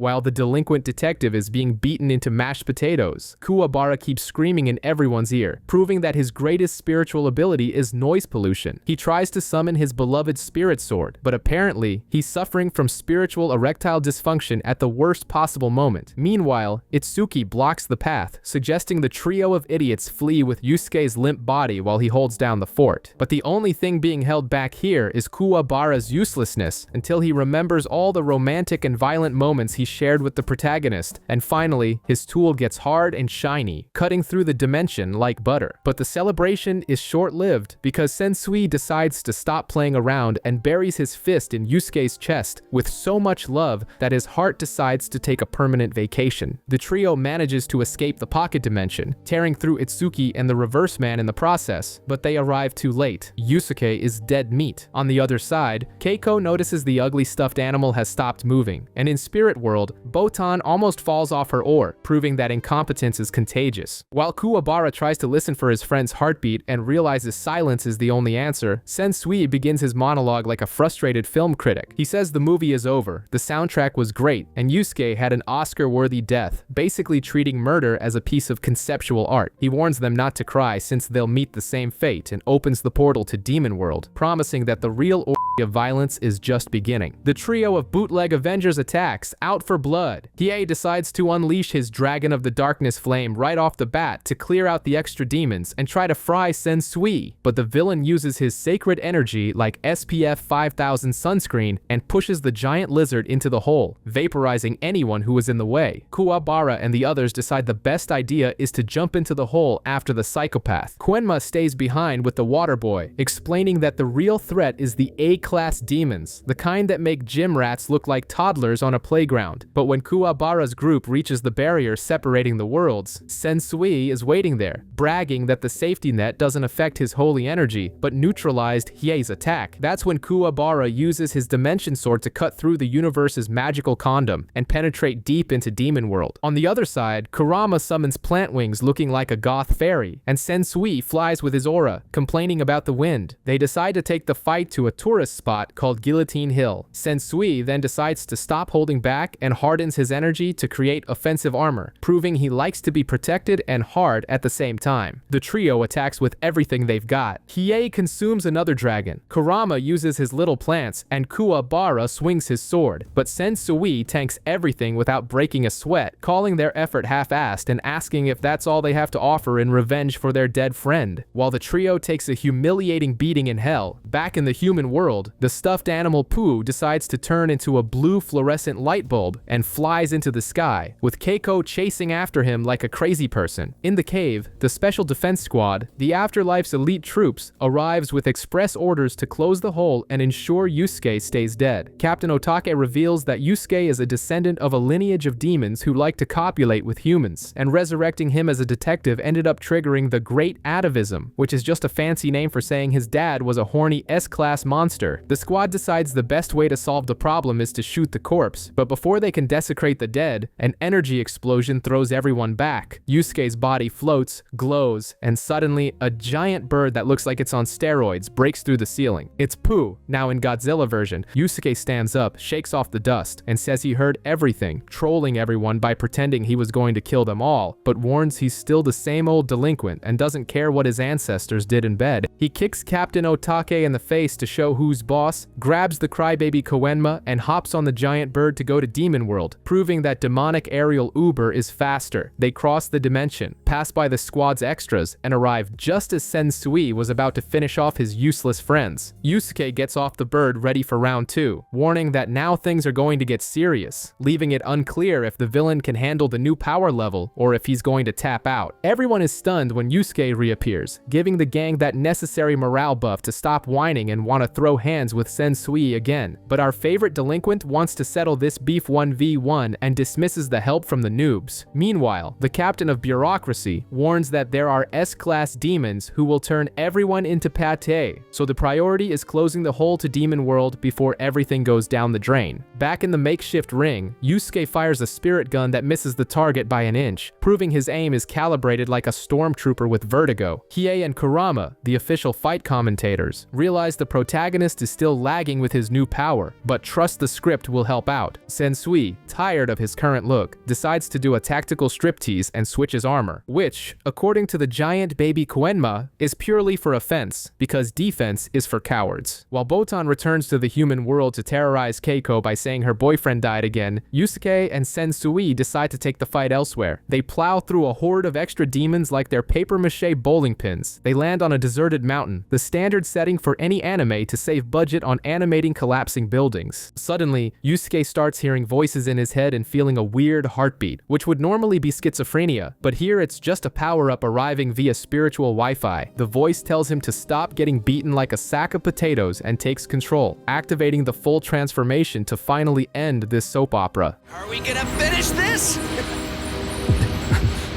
You don't know how to use your power. Let me show you.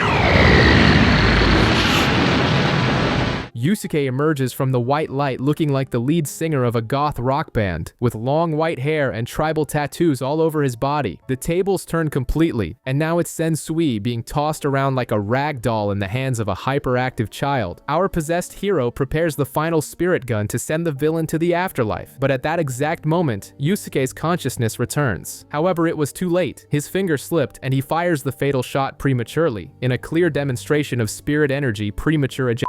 The shot launches Sensui into a forest, and Yusuke runs after him screaming that it wasn't him, it was the other him. The lamest excuse in history for someone who just committed homicide. Then Itsuki appears, revealing the guy was already on the brink of death due to a terminal illness and only had 2 weeks left to live. Basically, all this drama was for nothing. Yusuke, feeling like his kill was stolen, begs Koenma to heal the guy, but the useless baby spent all his pacifier energy saving the gamer kid in the previous episode. Sensui laughs in the face of danger and admits this was the plan all along. Force Koenma to waste mana and die at the hands of a demon in hell, fulfilling his bizarre assisted super fetish. Satisfied, he dies. Itsuki, wasting no time, grabs his beloved's corpse and says he's taking him to a parallel dimension so they can have some quiet time together for all eternity, which sounds incredibly yet no one does anything to stop it. Yusuke stands there with his long hair, feeling like a clown, until Koenma warns that the spirit police are closing the door to hell, and if they don't bail now, they'll be locked in with the demons forever. The gang decides they've had enough tourism in hell and heads home. The troop exits the cave looking like they came back from a really bad rave, and the special defense squad gets spooked by Yusuke's new Wish.com Targaryen look. Otake tries to act tough with Koenma, but Yusuke shuts down his authority just with his presence, proving size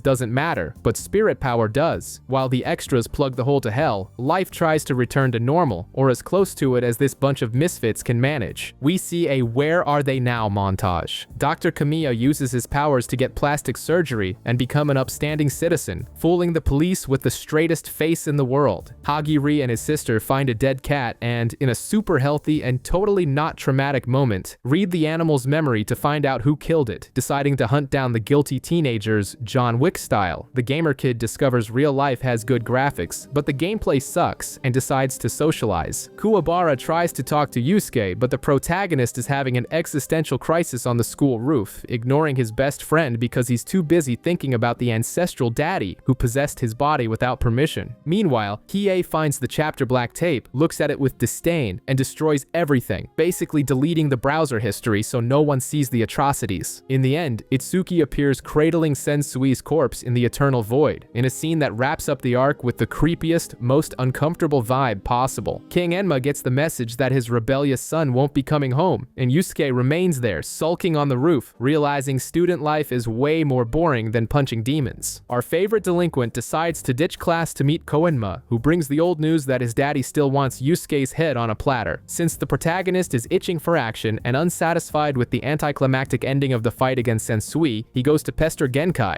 The old master, tired of babysitting, dispatches him to the address of Kuroko, the first spirit detective in history, and basically the retired version of what Yusuke will become if he doesn't die first. Invading the property like he owns the place, Yusuke is greeted by 2 demonic children. The kid tries to attack, but Yusuke, used to beating up people of all ages, blocks everything using just his fingers with a dexterity that would make any porn star envious. Before he turns the kids into pate, the MILF Kuroko appears and reveals she uses her children as rabid guard dogs. Inside the house, while meeting her husband who looks like he just goes along with everything, Kuroko decides to get the kids drunk. She offers brandy, which are actually whiskey bonbons, and everyone gets hammered on candy, proving this family's alcohol tolerance is pathetic. Between hiccups, she says she quit the demon-beating life to live for love, the dream of any frustrated housewife. The husband plays psychic and says Yusuke has a death wish in his heart and that danger is coming. And as if he had summoned the devil, 3 men sprout in the living room, wanting to discuss the protagonist's inevitable fate, ruining the alcoholic slumber party. The 3 intruders introduce themselves, and Yusuke, with his usual arrogance, assumes they're weak since he can't sense any energy coming from them. Little does he know that Hakusho, an S-class demon, is wearing a spiritual chastity belt to suppress his power so he doesn't blow up the entire neighborhood. He drops the bomb that Yusuke's real father is Ryzen, one of the 3 kings of hell who decided to go on a hunger strike 1,000 years ago for reasons no one understands. Maybe an extreme keto diet gone wrong. Ryzen is starving to death and needs his cub to come over and take over the family business before the competition takes over. Yusuke, suspicious that this is a snake oil salesman pitch, decides to test the stretchy baldy's strength. The fight begins, and Yusuke discovers that hitting Hakusho is like punching silly putty, since the bastard stretches his neck and dodges everything with the fluidity of someone with no bones. Hakusho immobilizes the protagonist and sticks a knife in his gut, making Yusuke think he's been stabbed, but it was actually just a plastic toy, publicly humiliating our hero. Yusuke finally smells the scent of a man-eater coming off the bald guy and decides to hit for real. He lands a punch that would make an elephant cry, but Hakusho takes it. Yusuke demands he spill the beans and tell the whole naked truth before he decides whether to commit parricide by proxy or not. Hakusho admits he also wants to stop eating humans, probably due to high cholesterol, and gives Yusuke a 1-week deadline to pack his bags and go to hell. As soon as the demons leave, Kuroko, with the coldness of someone wanting to get rid of an annoying guest, drops the truth bomb. Yusuke is too dangerous for her mediocre life and must leave before her kids become a statistic. She admits she received orders to kill him, but preferred not to stain the living room carpet. While Yusuke is shooed away, Kurama and Hiei receive job offers via demonic FaceTime. Yomi, a blind demon who apparently has held a grudge against Kurama for centuries, invites the fox to help take over the world. Meanwhile, Hiei receives an invitation from Mukuro, who wants to use him as a right-hand man in the war that will break out when Yusuke's dad kicks the bucket. Hiei accepts, planning to betray everyone at the first opportunity, while Kurama sees a chance to level up his stats by beating up strong people. In the human world, Kuwabara realizes he's too useless to keep up with the series' power creep and decides to study the tragic fate of those without overpowered abilities. Yusuke, in a moment of toxic romanticism, tells Keiko he's going to get cigarettes in Demon World and will be back in 3 years. He proposes to her just in case he survives, ensuring she stays emotionally tethered to him while he goes off to brawl with demons. Keiko pretends she doesn't want to, but runs to her room to cry and wait for her bad boy to return, sealing her fate as the wife of the guy who's never home. Kuwabara tries to pretend he knows how to read a textbook, but his intellectual charade crumbles the second Botan mentions Yukina's name, transforming the delinquent into an obedient simp, running to Genkai's temple.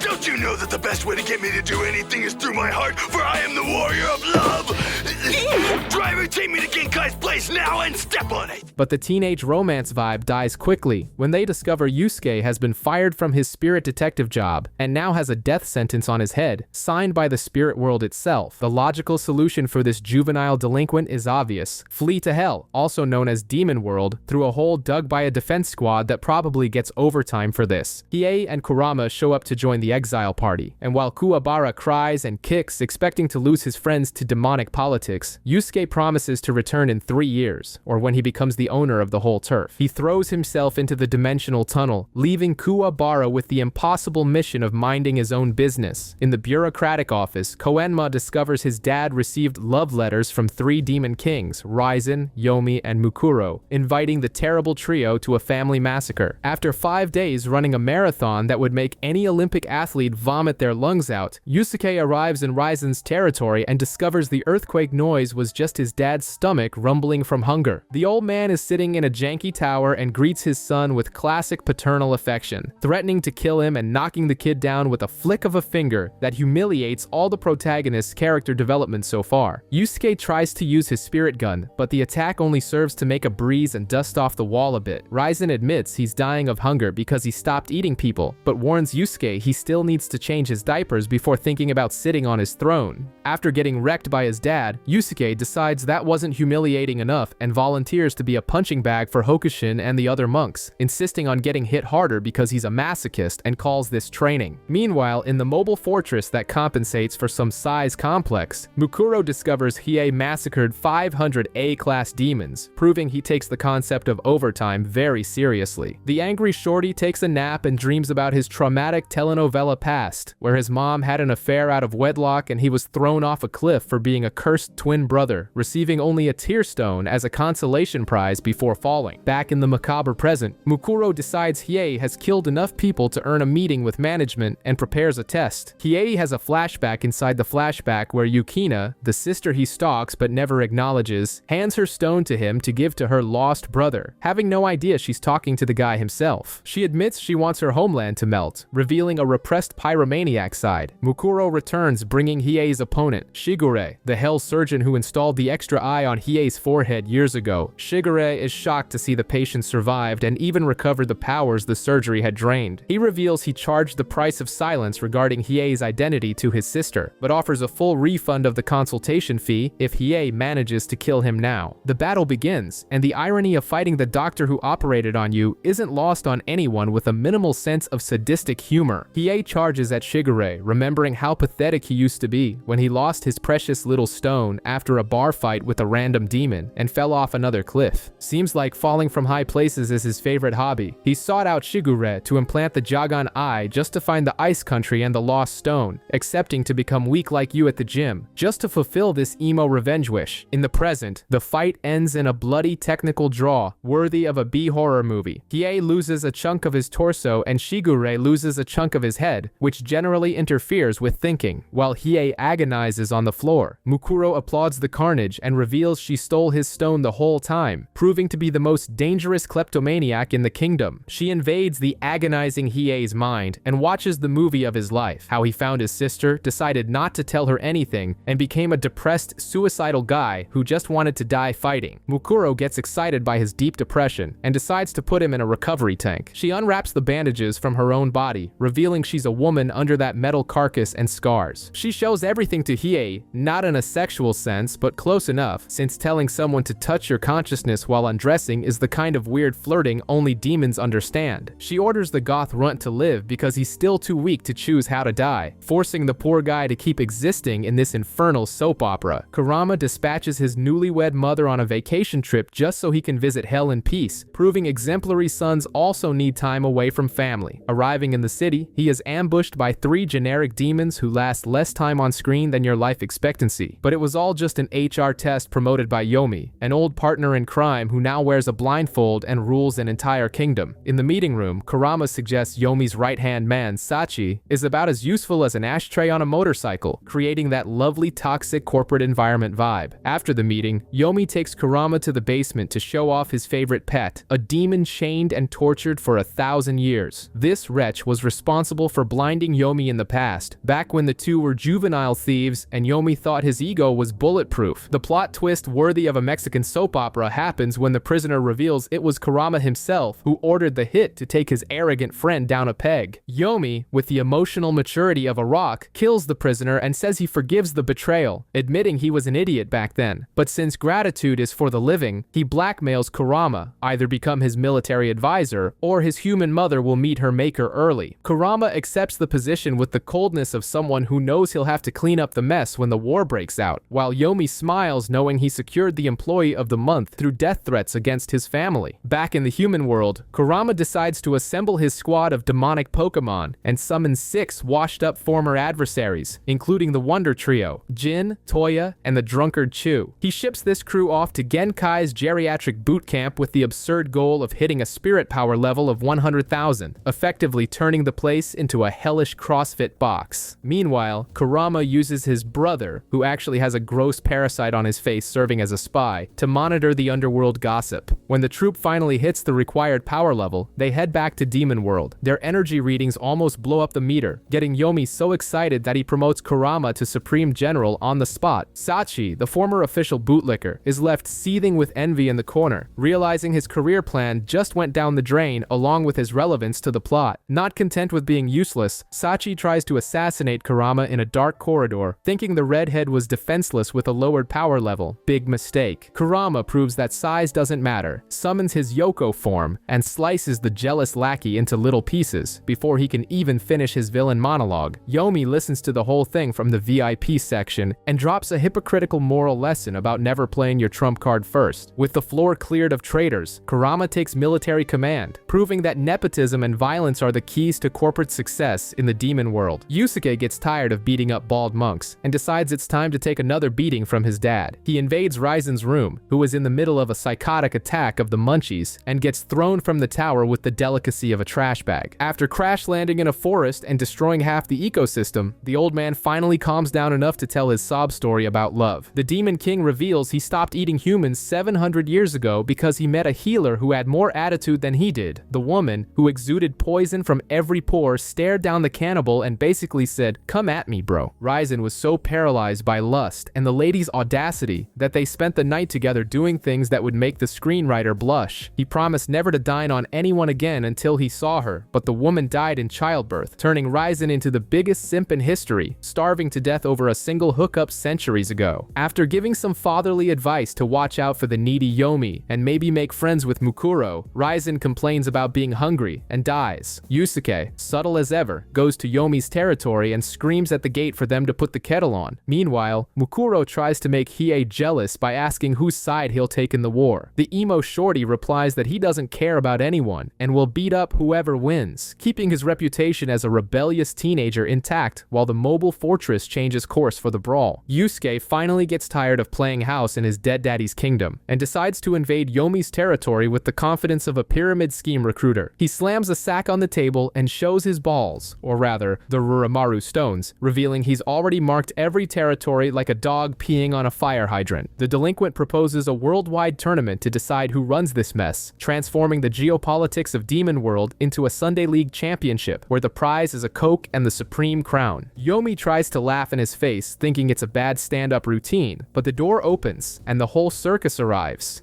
Do you honestly think that I or anyone else will go along with this? Sign me up, so I say! Jin, Chu, and the rest of the gang of misfits show up, and Kurama, everyone's favorite traitor, announces he's quit his executive job to go back to being a jobless bum alongside Yusuke. Realizing he's surrounded by motivated idiots, Yomi accepts the proposal, since the alternative would be dealing with a teenage rebellion. While Yomi goes to check on his son, Shura, whom he plans to turn into a killing machine before the kid is even out of diapers, a field trip from the nursing home arrives. Anki and his wife Koku, followed by a legion of geezers who used to drink with Raizen, show up to pay their respects, but when these old-timers decide they want to play wrestling too, they release such absurd energy that Yuta's power measuring device explodes in his face like a Galaxy Note 7. Seeing that these geriatrics are more dangerous than atomic bombs, Yomi feels his blood boil and decides that governing is too boring. He'd rather throw hands and leave the nation to whoever, proving that political responsibility in the demon world is as solid as Jello in the sun. The tournament draw begins with the organization of a neighborhood block party, deciding the first phase will be a battle royale, because apparently copying Fortnite is a trend even in hell. Mukuro decides it's time to shock society, removes her bandages, and reveals she's a woman, telling Yusuke to get strong and not lose to Yomi. Meanwhile, little Shura displays all the arrogance of a gated community trust fund kid, telling his dad not to hold back if they cross paths, unaware that life insurance doesn't cover parental beatdowns. Kodo takes over the commentary alongside Yuta, and the fights start with the subtlety of a bulldozer. Yusuke's friends wipe the floor with the competition, and Mukuro wins her block just by giving a dirty look to her opponents, who give up faster than a diet on a Monday. But the spotlight goes to the master simp Chu, who gets beaten by Natsumi, one of Raizen's friends, and decides the best strategy after being humiliated is to propose to his attacker. Since she likes strong men, he promises to train, proving that love is born from concussions. Rinku isn't far behind and falls in love with a demon girl at first sight, turning the tournament into a dating reality show. Yusuke wins his group easily since everyone tried to attack him at once and discovered that quantity does not beat protagonist status. But fate, with its sadistic sense of humor, puts father and son in the same block. The announcer declares that Block 34 will be the stage for legalized domestic violence, where Yomi will have the chance to educate his son the old-fashioned way, through unbridled ass kicking. The bell rings for Bring Your Child to Work Day, which in Yomi's case means beating the kid on national television. Shura starts attacking with the fury of someone who just had their iPad confiscated, but Yomi blocks everything with the indifference of someone reading the morning paper. The boy tries a surprise attack, generating a massive explosion, but his dad walks out of the smoke without a scratch, proving that corrective discipline in the demon world involves blasts of nuclear energy. In the stands, Koenma and his crew try to blend in, but Yusuke warns them that if anyone finds out they're from Spirit World, they'll be turned into pate. Back in the ring, Shura uses a technique named like a cheap RPG move, but Yomi responds with the ancestral style of the envious demon, Wall of Destructive Force, a name so long the opponent could die of old age before he finishes pronouncing it. Yomi nullifies everything and starts the beatdown, calling his son a noob and saying he's not leveled up enough for a serious 1v1. After realizing his dad was playing on easy mode this whole time, Shura cries, quits, and accepts that he's going to need a lot of therapy. Yomi advances to the main phase, leaving his traumatized son behind. Later, Yusuke gives a speech with the vibe of someone who smoked something skunky, suggesting that nobody dies and that they do this every 3 years, turning the Civil War into a demonic World Cup. He enters the arena for the first one-on-one fight and defeats Nekotama with a single kick, proving you don't need strategy when you have the script. Yomi watches, realizing the delinquent just wants to have fun, and the real tournament finally begins, with the goddess of victory choosing whose head will roll first. While the tournament rolls on with the organization of a glorified bar brawl, Suzuki the Clown loses miserably because nobody cares about him, while Jin decides to pick a fight with Soketsu, an old training buddy of Raizen's who apparently forgot to take his back pain meds and came to kick ass. Jin uses his little wind tricks thinking he's going to shake things up, but Grandpa reveals he can fly and turns the arena into an aerial playground. Watching from the VIP box, Mukuro comments that Hiei's friend is getting beaten badly, but our edgy goth shorty replies that he has no friends and hates everyone, maintaining the misunderstood teenager pose that screams, "I need urgent therapy." Jin lands a turbocharged hit, but Soketsu returns the favor with a beat-down session that would make anyone cry for their mommy. Jin tries to keep fighting through the sheer force of the plot and the desire to punch Yusuke, but he passes out standing up in the middle of the arena, losing the fight and his dignity at the same time. Next up, Toya faces Kuju, and Chu almost has a heart attack before discovering Kuju is Natsumi's brother and not her lover, saving his imaginary chances at romance. The fight turns into a chaos of ice and violence until Kuju wins and carries Toya in his arms like a damsel in distress, in a bromance moment that leaves Mukuro philosophizing about how the demon world is changing. Meanwhile, Yusuke gets excited by the violence and reveals that the stronger the enemy, the hotter he burns, which sounds incredibly suspicious, but Kurama just nods before walking off to prepare for his own beating. Kurama calls his mommy saying he'll be back in 2 weeks, proving you can be a millennial-old assassin demon and still be an exemplary mama's boy. He enters the arena to face Shigure and his deadly brimstone hula hoop that destroys the entire scenery just by touching it. Kurama tries to use his delicate petals, but Shigure turns into a human tornado and throws himself at him. The smoke clears and Kurama reveals his Yoko Kurama fox form, making the furry audience and Shigure tremble, but he decides to revert to human form mid-fight just to prove he likes playing on hard mode and protecting his useless human identity. Things get ugly, and Kurama almost loses an arm but activates his trap card, Legendary Gardener, making a tree of memories sprout out of nowhere and take up the entire arena. Shigure tries to play lumberjack and cut everything down with his giant ring, but he's stopped by a strategically placed branch. With thorns inches from his face, Shigure admits defeat, but his anime samurai honor speaks louder, and he throws himself off the tree to certain death because apparently losing twice is forbidden in his code of conduct. Kurama passes out from exhaustion, and Yomi appears to catch him in his arms, questioning if he abandoned his fox side, in a tense moment that leaves everyone wondering what the true relationship between these two is before Yusuke comes running in to ruin the mood. The time has come for the most violent couples therapy session in history, Hiei versus Mukuro. The woman starts by asking if he found his life's purpose, and Hiei responds with the classic nihilism of someone blasting My Chemical Romance at max volume. Yes, I remain convinced. There's nothing left in this life to live for.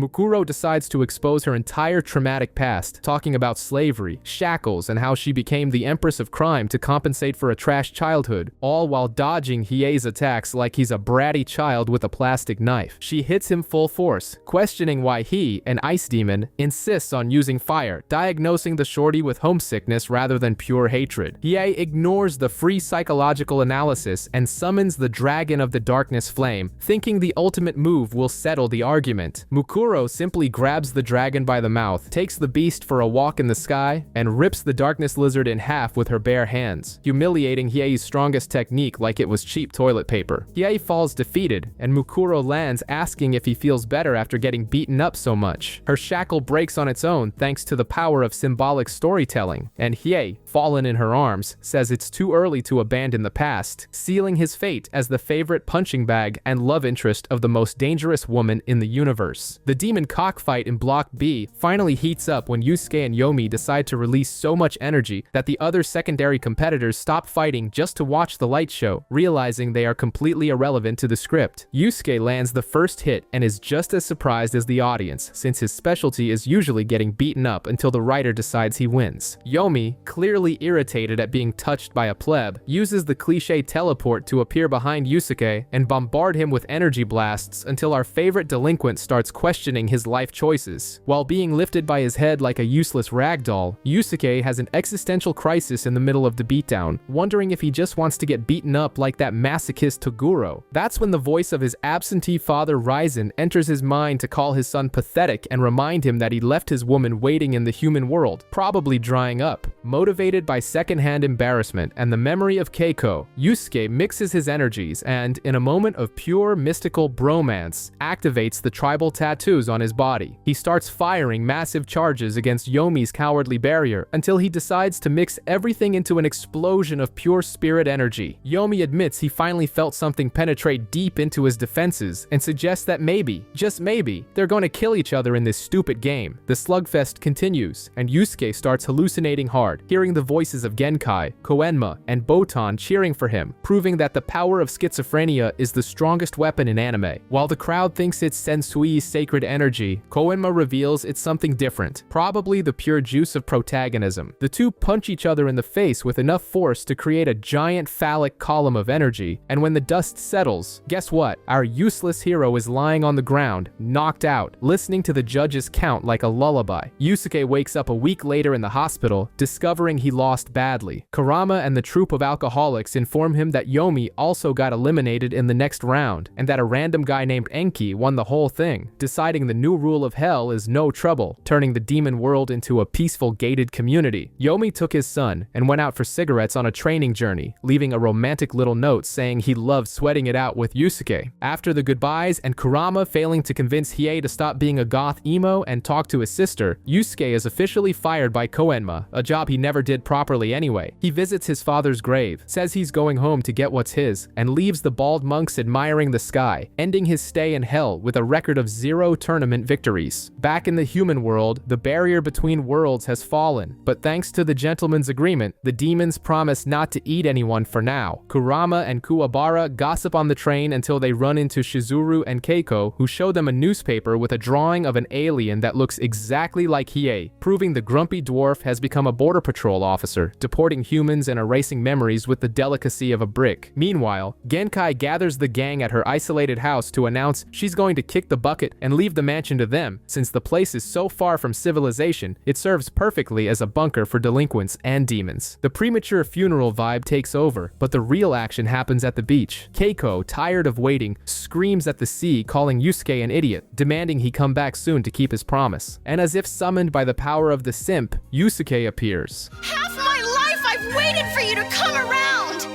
Even when you were here, you weren't really! I don't want you to wait either. See? You don't have to. Keiko throws herself into his arms with a football tackle, knocking the kid into the sand before planting a wet kiss that gets interrupted by a massive wave soaking them both. Yusuke, incapable of maintaining the romantic mood, starts a childish water fight. Kuwabara, always the useless third wheel, tries to make a joke but ends up getting splashed too, and soon everyone gets in the water to get all wet together. Yusuke promises that one day he'll come back there to beat everyone up again, proving he learned nothing, while they play at throwing fluids at each other in the sunset.